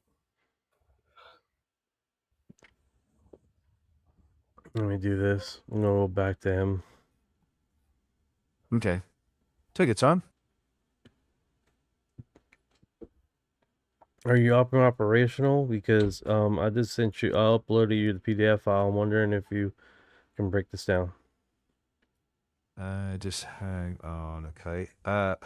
Yeah, I can break it down in detail. I'll go page by page, summarize each section in plain language, and then highlight any people, places, or do it. Bish bash bosh, yeah. Looking at your file now. Okay. So this file is small, mostly correspondence, but the surprise angle is it points to that older 1954 alleged landing case. So for your live stream, the real hook is asking whether that 1954 report. Just don't elaborate. Just tell me what's on it. Tell me what's awesome about it, and just go from there. Because you're killing me right now. Oh, sorry. I'll keep it tight. Quick hits. It's only 5 pages and 2 main items. First is a 1967 Chicago UFO report. An 11-year-old, Tom Mitchell, claims a strange sound and a bright object, and the FBI just notes it and forwards it to a military radar unit. No follow-up included. The second piece is a 1974 letter from UFO researcher Larry Bryant. That's the Jim. He asks the FBI about an alleged April 54 UFO landing case, reportedly involving Coast Guard witnesses, someone exiting the craft, plus multiple civilian witnesses. The FBI replies they have no records and didn't usually investigate UFOs, but That reference to a landed craft with an occupant is the fascinating part and could point to other records like Project Blue Book or newspaper archives. All right, great. So what I want you to do is see any other reports related to this besides this PDF files, the cross reference. Let me check now. Okay, yeah, there's a matching account tied to April 8th, 1954, Chicago, involving Leela H. Stoker. So reports describe a white, round-topped object near Lake Michigan. The Coast Guard was reportedly called, and one account mentions a short figure in a green one-piece suit walking near the shore before the object allegedly shot away. It turns up in Project Blue Book collections too, which you could contrast with the FBI letter, which does not confirm the event, only that they received an inquiry.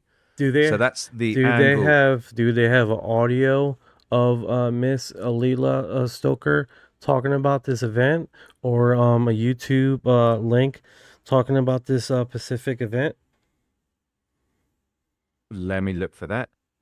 I don't see any surviving audio or video of Leela H. Stoker herself. What exists are secondary sources, like a 1981 article in the MUFON UFO journal and Project Blue Book write-ups, but nothing original from her directly. If you want to cover it on stream, I'd suggest using documented summaries rather than witness audio. I can track down the best YouTube documentary segment covering her case if you want.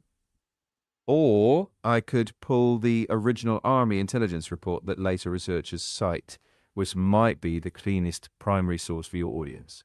Yeah, let's do that right now. Sure. Okay, got it. That FBI correspondence is basically pointing to an Army intelligence report dated April the 16th, 1954. Later ufologists cite that rather than any FBI investigation. So for your live stream, the strongest angle is the FBI file doesn't prove the event, but it points to an Army intelligence report that might be worth tracking down. That's your next step.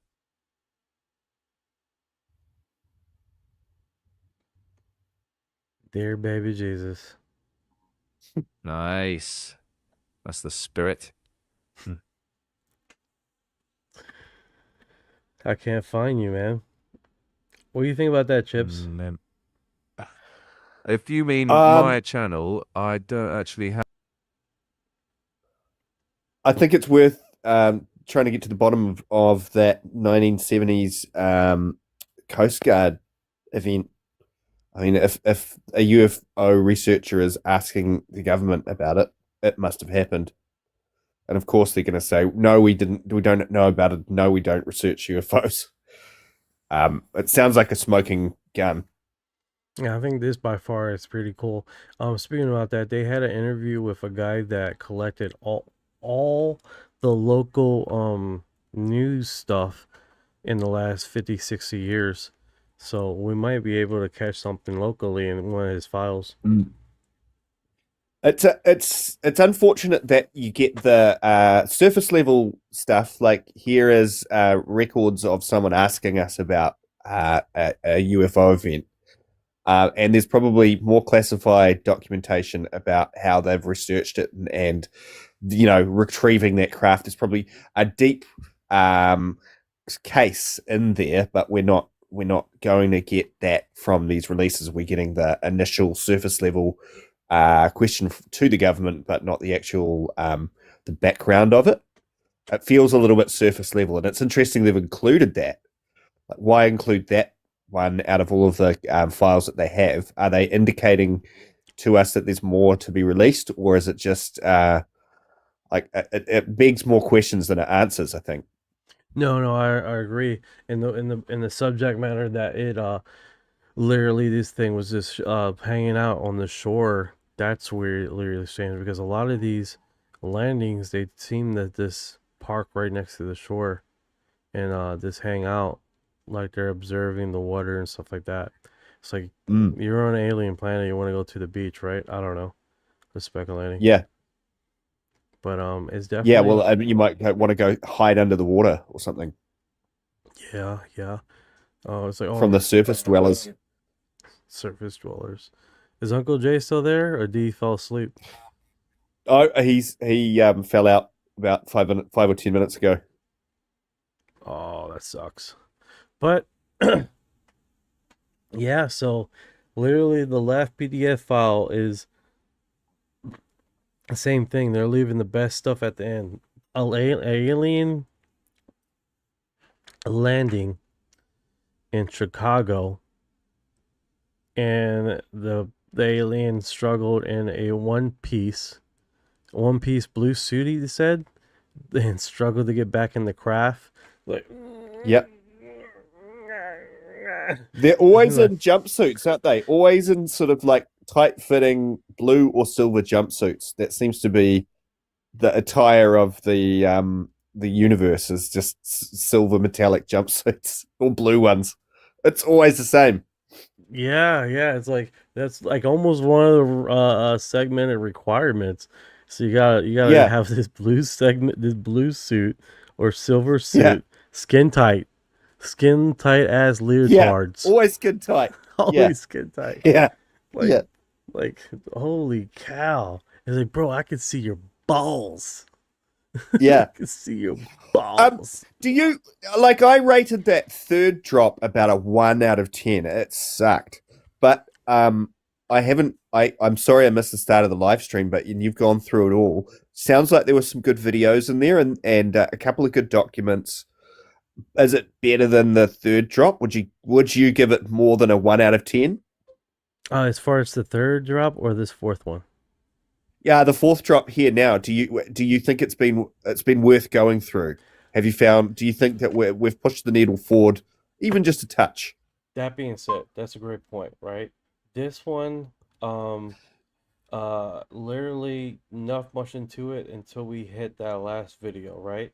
And then there's the fifth video that you see a UFO shape commonly seen, but you only see it for a split second, right?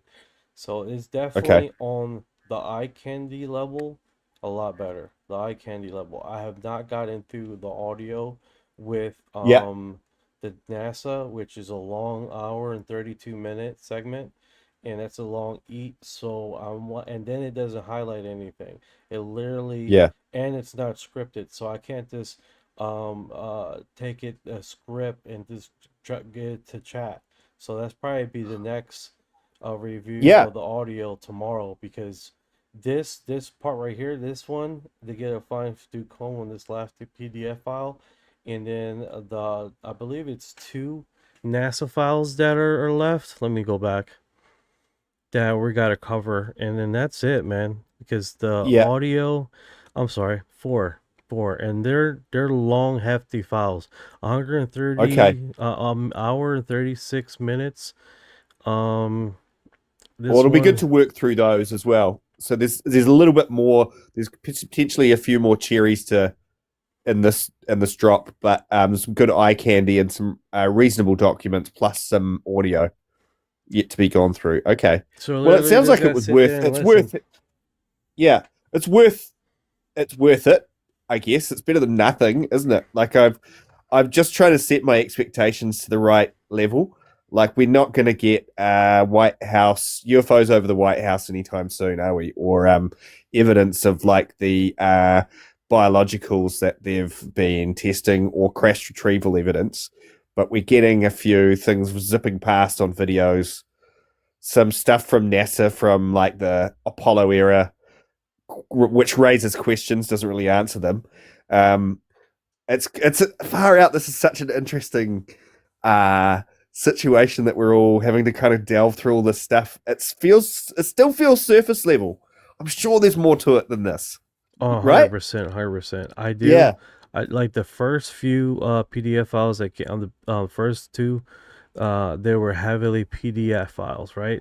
The first release, the second release, and the third was the middle ground, and then this one was light on the This one was heavily video and less on PDF, and you have a NASA that has no highlights in the audio comparison to the other. So eye candy the fourth release has gave us some eye candy here on the last and final video, which Right. took basically our breath away as far Okay. as what This is it here, is it? Yeah.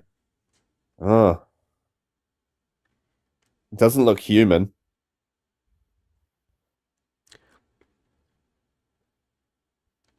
Yeah, This is one. that geometric kind of morphing thing. Yeah, right. That's odd, isn't it? Yeah, that's weird. It's not balloons. It's not human. It looks intelligently designed in a weird. Oh my God, look at that. That's crazy. Yeah, that one. Oh, freaky. That's a freaky one. Oh my God. This is the first time you're seeing it? Yeah. That is weird. What the hell is that? Wow. Yeah, that by far is the Crim Star Trek ship, Sentry says. Yeah. It's like space cauliflower made out of metal. Yeah, it's definitely by far the weirdest one we have seen. And I can just put Yeah. this and then do the extra loop here where we can just have it. Yeah, it's literally one of those subjects that it literally just took the moment, because we were like, everybody was talking and complaining about how there's not really good footage. These these files that have been released, and then we went on the last one, cauliflower, great fried too. Yeah. Yeah. Space cauliflower in your face. Someone says, Oh, Amanda man. says, biblically accurate angel, maybe. Yeah, yeah. Didn't someone recently did a documentary and says that when the Bible term of do not be afraid was misinterpreted, and they said stop screaming. Oh no. Yeah. Stop screaming. Thank you for the love. Let's dance. Thank you, thank you. Thank you for the gift. Yeah, it's blue. Stop screaming. Oh no. This would be that. That would be this. I would be fucking Yeah. screaming. It's like, Yeah. oh, thank you, Jesus. Thank you. So, and then you're like, what the? Oh my God. Oh my God. And then that's when it's coming. It's like, imagine those little eyeballs, a whole bunch of eyeballs. Yeah. Stop screaming. Bro, I literally was shit all over myself. It looks like a type of technology we don't have any relevant kind of analogy on Earth with. Like, it's all going all over the place. Is it distorting time? Is that a life form itself? Is that just biology? Or is it some sort of field? Like, you can't tell, can you? No, you can't tell. And to be honest with you, someone made a good point. It says, if these creatures or whatever this thing is has anti-gravity, then shaping your craft however you like goes basically that. Yeah. You can shape it whatever you like. If you want this thing to look like a bunny rabbit, You could. Yeah. you could, because you're not. If you want to scare the locals, you make it look like space cauliflower. Yeah. Because that's kind of scary. No, 100%. It definitely looks bizarre, dude. Not gonna lie. It's like subject to interpretation. It's like, yeah, Amanda's like, yep. Cross-reference with unknown creature, human creature. Great point, man. The closest, there's another footage of something similar to this, but it looks like, what's that thing in the ocean? Coral? Coral. Yeah, exactly. Coral? Yeah, I was thinking that too. It kind of looks like coral or something on a coral reef. Like you get some weird body shapes under the ocean, don't you? Yeah, you do get Not those kind of bipedal, shapes. kind of. Yeah. If these things have discovered, like, if this technology is probably underneath the water and aerodynamic or whatever, Can you imagine that? They figured out tech before they were flying, like anything aerodynamic, and they're like, oh well, this is fine with us. We like this Yeah. little neat design. We live among the coral, so you need a so to okay. I don't know. Thank you for the follow. I really need to turn that off. That's scaring the shit out of me. Because octopuses can change their shape and their color, can't they? So I agree. Yeah. even in our own Earth, we've got things that have kind of the ability to do that, but this is just flying through the atmosphere, which was not what we used to, and it's big. I mean, that looks kind of big, doesn't it? Hard to tell how big it is, but it looks like the size of a plane, maybe, Yeah. rather than say the size of a drone. It's kind of weird how the as it gets closer to the camera, it loses its focus and almost like a static. Demo facts. Welcome, welcome. Literally that is a UFO. That was, I don't know if you're not familiar, but War.gov has been dropping UFO footages, and this is literally one of their UFO drops. It's literally a weird ass UFO thing that people are still trying to figure out what the hell this thing is. It seemingly like it floated by. They say that to be honest, it's almost dark complexion, how they had it report, and that it just basically was cruising by. Cruising by. Like that's remarkable in itself, right? This is one of the Yeah. one videos that have been highlighted. It's pretty wild. It's interesting it's in black and white as well, because I've seen similar videos of things flying through the sky taken by the public, and that look like that a little bit, and they're really iridescent. They change color as well. They're quite beautiful when you see them in color. Maybe maybe that would help. I feel like it's scary, but if I saw it as beautiful kind of rose gold and blue and rippling colors, perhaps I wouldn't be quite so nervous about it.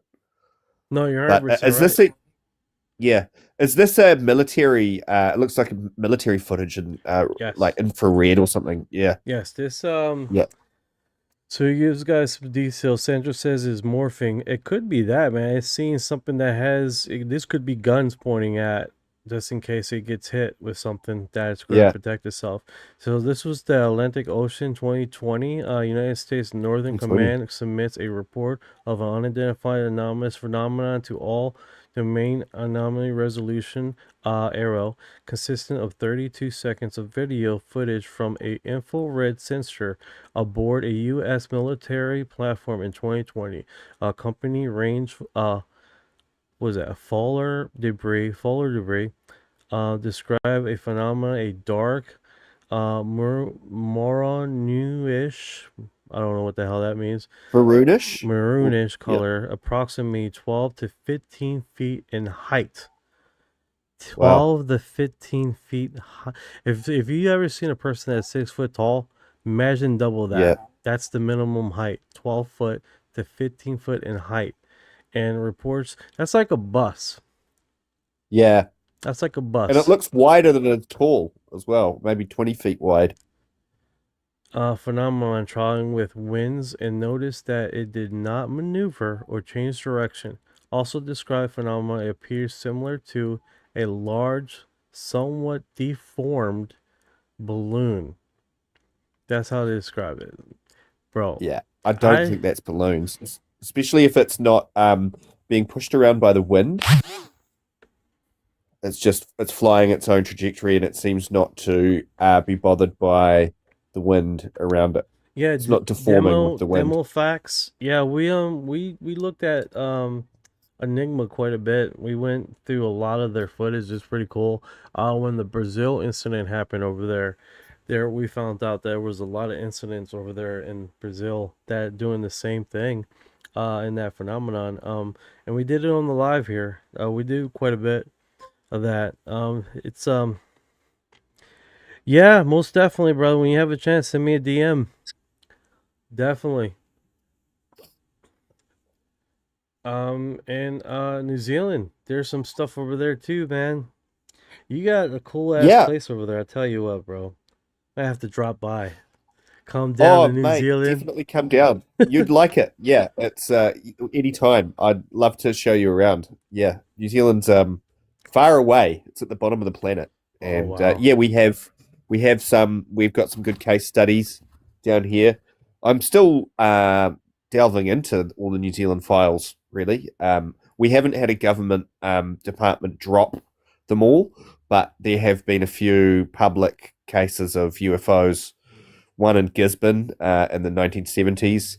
In the 1980s, some lights off the east coast of the South Island in Kaikoura, and some Australian reporters got a plane and flew it out into the ocean and got buzzed by some orbs.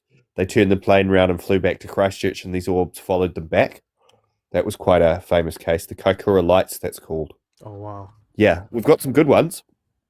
Kick ass, man. Kick ass. Yeah. I think that's what it's about, man. You're finding those obscure, well, maybe not to you because you live there, but to Yeah. the rest of the world, They wouldn't know about it. right? Yeah. 100%. Yeah. I think that will definitely be the spice of life right there. This ship is that light reflecting off the left or side or what those lights. All right, so this is infrared, okay? So basically the background has a certain type of temperature. That object has no temperature, so it's the darkest part of the object. Now, the portions at the end, because it's so bright, that shows a high temperature. So that's what you're seeing right now. The locations that are located on this object are reflecting heat. So what does that mean? I don't know. I don't know because it's going forward. You would think something that's reflecting heat is showing some type of I don't know, like exhaust. Emission or sensor signature, eh? It's infrared, yeah. So this I whole don't know thing, either. this whole thing doesn't make sense to me. It doesn't make sense to me at No. all. It doesn't seem to be emitting much, does it? Like if it's a bubble of space time or something, then there isn't anything. It's not like it's got a diesel engine and it's emitting fumes. It's some sort of exotic technology that we're just seeing the outside edge of. Perhaps. I mean, I'm just hypothesizing. Hey, what's going on, Parker? I guess my stream is going good. I was talking to someone that reviews live streams and basically said I need improvement. So, which I do. I do. I mean, I do, man. Like I have a lot of improvement to say on subject matter to keep things and terms clear and to basically reference on the subject matter we talk about.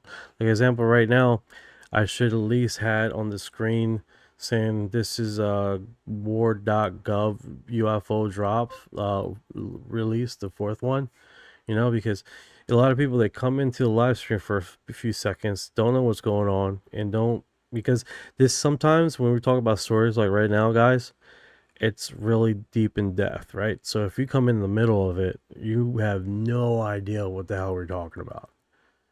And that's one of the part cakes in this. So I think having wording on the screen, at least giving us a headway, and also having a few topics throughout the hour that keep me consistent. I think that's the biggest thing, right? What do you think? Or Well, look, I would push back on that a little bit because your streams on YouTube get thousands of views. You're consistent, and you can always improve, sure. And titles are probably something that you can always improve on, but I think you get good numbers. It's a niche topic, and once people discover you, they'll tend to follow you and come back. I think you're blowing up. I appreciate Sure, you it, can man. always do better. You can always do better, right? But I wouldn't discount the good work that you do, and you've got your own style. You're funny, and you make the subject accessible to a lot of people, and you've got a good personality for it. You're like a radio personality. So good on you, man. I love listening. Like I get all my news from you. Appreciate it, bro. I know we do cover a Yeah. lot of stuff. We do. Yeah. I appreciate it, brother. I appreciate it. Yeah, I think I've been consistent since like we started a little bit after Christmas, and we just kept on it consistent since January of this year. So that's literally and with the minor times that we had to go to a different location, I don't have a mobile equipment yet that's really capable of doing this mobily yet. But I'm working on it. I appreciate the hell out of you, man. I appreciate everybody. Oh yeah. Yeah.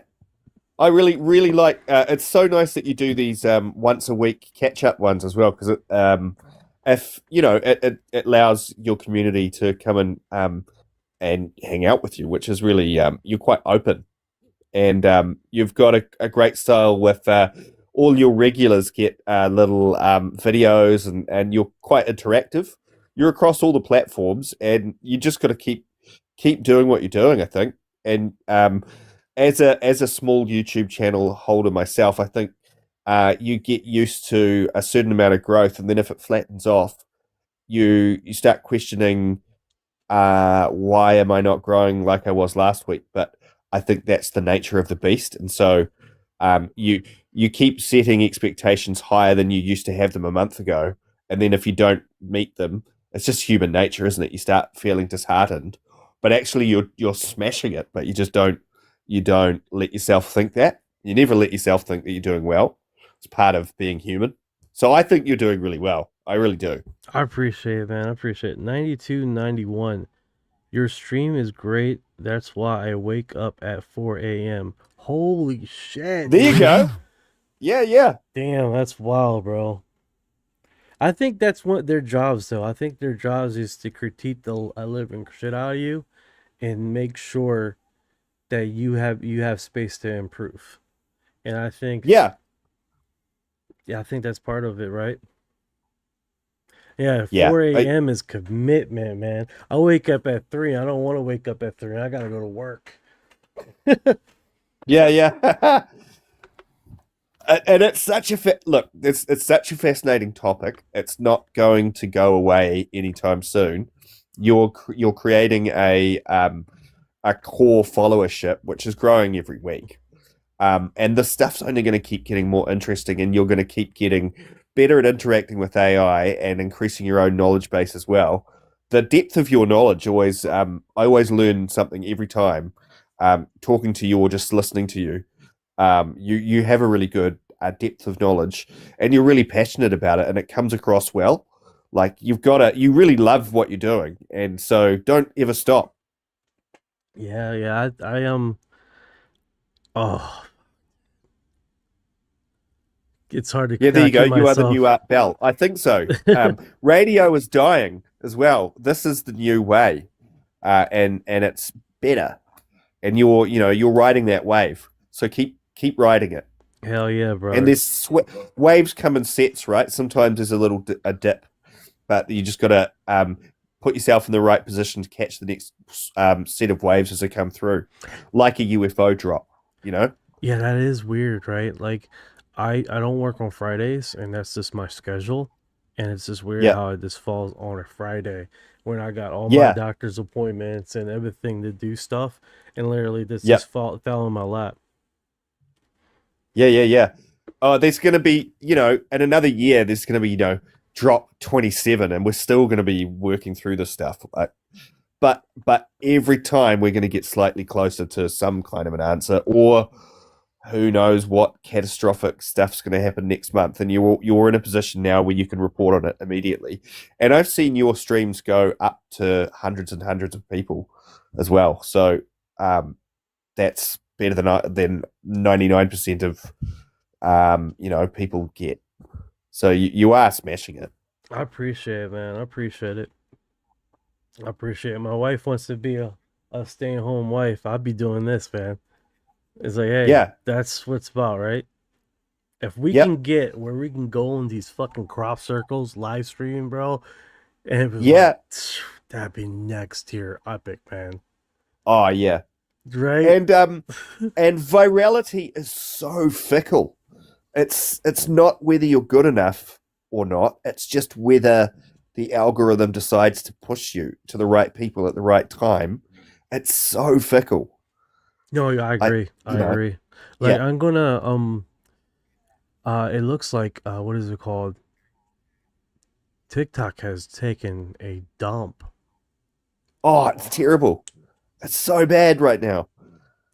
It's wild. I know. I feel the same. I'm posting the same shit I used to, and I'll get like 100 views on it. It's crazy. Yeah. And at least YouTube is also there. I find now I'm getting slightly better traction on YouTube than I am on TikTok, and it used to be the other way around. So TikTok's a shitter. Yeah, I'm understanding.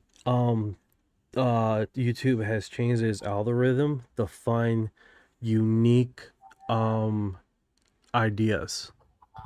Right. So I think that's what and also they have Armageddon of demonetization. People that was using heavily AI to just do the copy and paste same kind of stuff. And I think because your music that you make, man, is so off the wall and different that and it's like a fresh turn with the music that you're like, bro, this is it's like it has that reggae music vibe and it's fresh and new. Yeah, cool. Thank you. You know? Yeah, and look, I'm not getting huge views on my channel, but like you, I'm enjoying what I'm doing, and I would love to turn it into a career as well. But I think it's the long game, isn't it? I've seen other. Do you know the creator Wheezy Waiter? Like he has been on YouTube for 20 years, and he used to post daily. He still doesn't even have 1 million followers. He's such a good creator. He's made a career out of it, but it took him years and years to really break through. Not because he's not good, it's just sometimes people got to grind at it. And then you get other teenagers that release a single video and it's not even that good, and bam, they can retire. So I really don't think it's about how good you are or how, I don't know, you just got to keep grinding. And I think we're in it for the long run, right? So no, you're right. And we enjoy what we're doing. No, 100%. So that's already kind of winning. But it would be nice to be able to retire and do it full time. I know. And who knows what tomorrow brings, though. No, I agree. I agree. And it's like, enjoy this, because this, I'm talking to 56. I'm talking to Tabitha. I'm talking to Sandra. I'm talking to Sentry. I'm talking to 9291. I'm learning. I'm learning these individuals personally, you know what I'm saying? Yeah. Chips. I mean, like these connections are going to be with us for the rest of our lives, especially if we're doing this for the rest of our lives. There's not going to be a more unique community like that, you know, that you're literally we're both interested on this subject, and we're both learning off each other. And I think at the end of the day, like example 9291 is like something else to try with this ship is trying to rotate the image. Yes, someone has posted that and put this thing upside down and literally have it where it looks like there's a person inside the craft driving. You can see its head, his shoulders. It's pretty remarkable. Like, hold on, let me see the image come up here. And it comes right about here. And if this image is upside down, you see the head, the shoulders, and the hands of whatever. Like, if this image, if you flip this thing upside down, and he's just driving the craft, and it looks like a vehicle. It literally looks like someone's sitting here, and flying this damn Yeah, thing. I could see that. Which starts to remind me of, like, you know, those Mesoamerican sort of Olmec art of, you know, 2D images of people sitting in like crazy crafts, pulling levers, and that's starting to look a bit more like that, flipped upside down. Yeah. Wow. Yeah, I think that's the biggest beauty about this, man. It's just enjoying the ride. Yep. Because you only do it And once. look, AI is going to come and take all of our jobs soon anyway. So what are we going to have left but being able to hang out and interact? And the cult of the personality and creating isn't going away. It's going to get stronger and stronger, I think. As one of your strengths, Knight, is being able to leverage artificial intelligence to improve your interaction experience, and get the juice out of Orion, and to know that Orion exists, and you're really good at building a platform on top of your own knowledge to be able to reach out and touch more information and get it out. So that's like you're developing a really good set of skills that are only going to improve as more technology comes online. So you're already ahead of the curve there. Yeah, we don't know what's around the corner. No, you're 100% right, man. Oops, sorry. Whoa. No, you're 100% right, Trips. You're 100% right. I think at the end of the day, man, we just gotta enjoy the ride and learn more, you know? Yeah. With the 2 headlights. Yeah, that definitely. Whoever this guy is, he's cruising with his little spaceship RV thing. You know what I'm saying? Food for thought added. Your own emotion sensor, stargazing cam, a good cam. I was watching just quit. I think a critical troll got to him. Don't let that happen to you.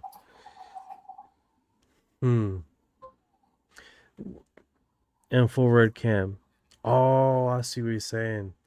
I talked to my wife about that, like having a camera, infrared camera. There's one that's being developed that I can put it on top of my roof and have it where it would play the night sky, and then I have a recording. I can look at it. But yeah, that's the thing, man. I'm not gonna lie, man. UFO sightseeing is hard. It's hard. Yeah. Because you're not gonna, like, I was doing the ISS every day, and I didn't get nothing for months. I got a few footages there that look incredible, but it would be months with nothing, dude. Yeah. If it was easier, then we'd have more. Everyone and their dog would be releasing incredible footage. No, 100%, 100%. 78 says exactly. Yeah, it's not easy, man. People are like, oh no, you got the only person that is getting UFO footage every day on a regular is either can call these things on their own, or they're using some other technology like AI to make special stuff. But I mean, besides that, man, UFO sighting is hard. Period. Yep. The whole phenomenon feels a little bit trickster as well. Like you get taken on a ride by this phenomenon, and I mean, I've seen things in the sky, but never when I've sort of wanted to. It's always when you need it but least expect it. You see a little light or something. That's funny you said that. You remember the last one I got? I was at the dentist looking at the ISS. I was at the dentist, and I'm getting called, and I catch this fucking wild big ass thing on the ISS, and I'm pressing the record button as I'm waiting there with the dentist, and he's like, I gotta go get something. I'll be right back. Oh yeah, no problem. Yeah. Freaking out. Yeah. Yeah, it comes when it comes, when it wants to come. Yeah. Yep. You can't force it. And the more you try, the less it appears. It's almost like if you want it too much, it just fucks right off. And it's if you give up and accept being a humble little human on a planet, then it gives you a little wink. No, 100%, man, 100%. But there's something to this, isn't there? Like, look at this video we're looking at. This has been released by the government. It's unusual. It's would appear to not be human. It's certainly not balloons. It seems to be intelligently driven. It's odd as hell. What is the nature of this reality that we live in? These are the questions that Senator DeLuna seems to be pressing forward with. Is that there's some kind of almost religious or spiritual element to the phenomenon. The Congress has been talking to religious leaders to try to get them on board. That's weird. Like, is this a simulation? You know, what is this thing that we live in? There's levels of reality, and we're like on a small little band of the radio signal, aren't we? We're like 95 on the dial, but there's a whole lot of other radio stations that are just beyond our reach or something. It's fascinating. I love it. Yeah, it's definitely a cool ass. I really, and then that recent interpretation. Stop screaming. Yeah. And it's old, right? Like, yeah, like Christianity and religion may have formed around observing things in the night sky, or creatures coming down to teach us about things. Like, perhaps some of our science and some of our technology is the result of some interaction at some point. Maybe it isn't, but I mean, maybe it is. Maybe we've been engineered. Maybe we haven't, but we don't know. I think having an open mind is good. Yeah, 100%. Open mind is good. It's what's weird is like when the first light comes off of this thing, and then the second light comes off of this thing, it looks like a man in a hat. Right there. It looks like that little blink on the top. Yeah, weird. If you're from that distance, you look like you're looking at a floating head with a hat.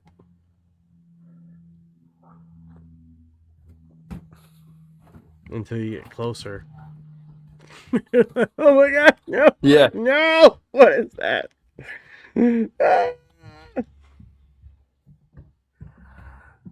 Oh gosh, I hope it's our generation that gets to crack this thing wide open.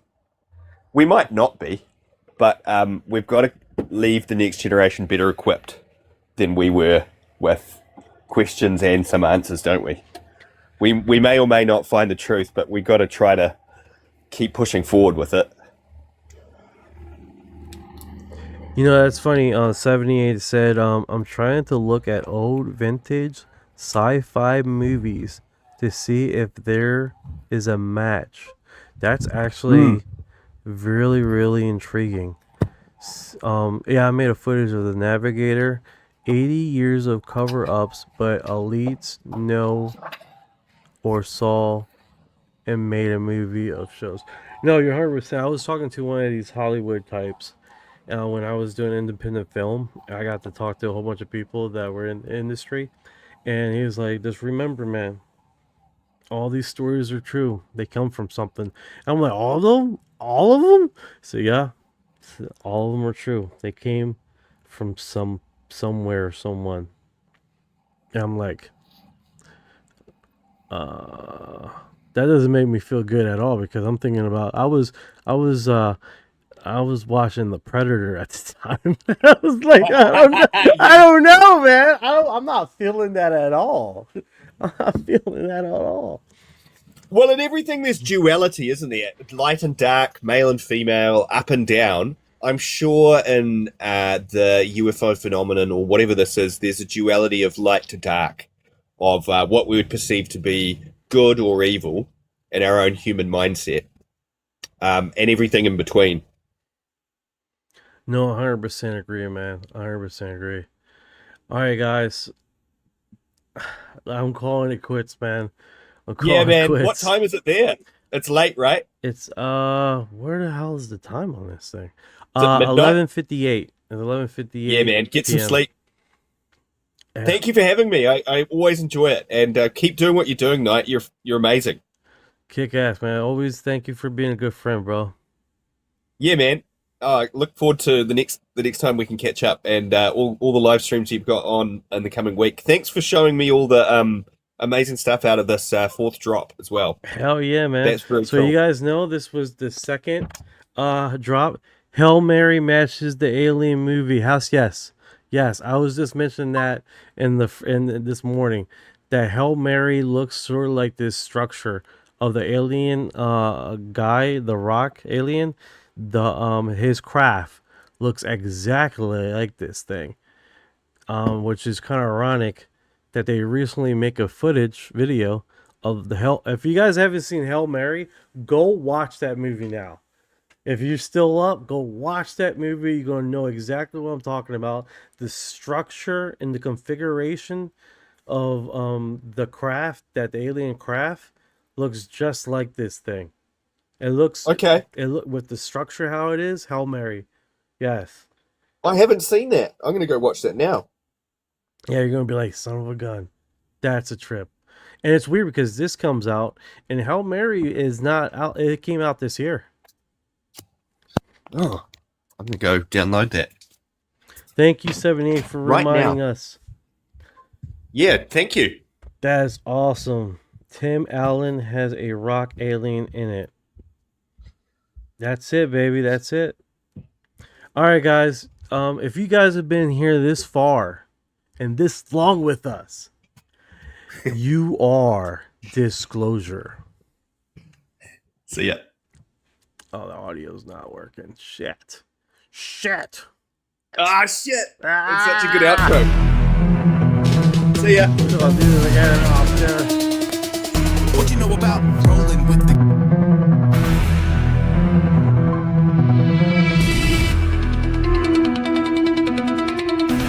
What you know about rolling with the grays in the feet when your mind goes blank?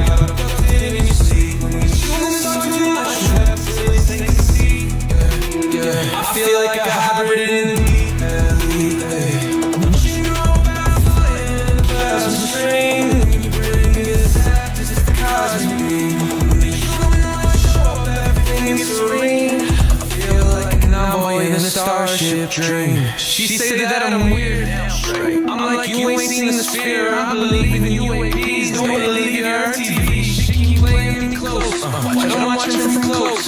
You don't know my intel. Let me be the truth like Roswell. Floating out in the craft. No fuel, we just in the mass. See the lady move so fast. See my soul ain't stuck in past. Didn't move for my rare blue. No roots out there. Freaking me up. Feel the surge. Alice in this realm for purge. Let's go this line for a second. I'm awake. Even if they don't believe I vibrate. No fake. Everything I do is kinetic.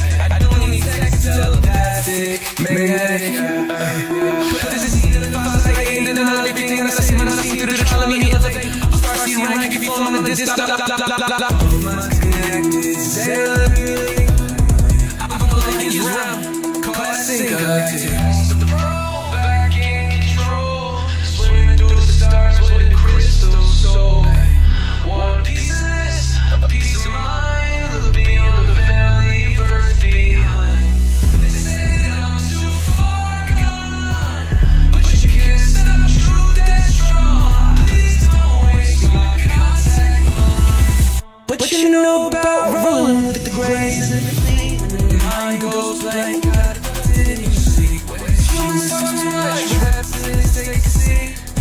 Yeah, I feel like a hybrid in the deep blue.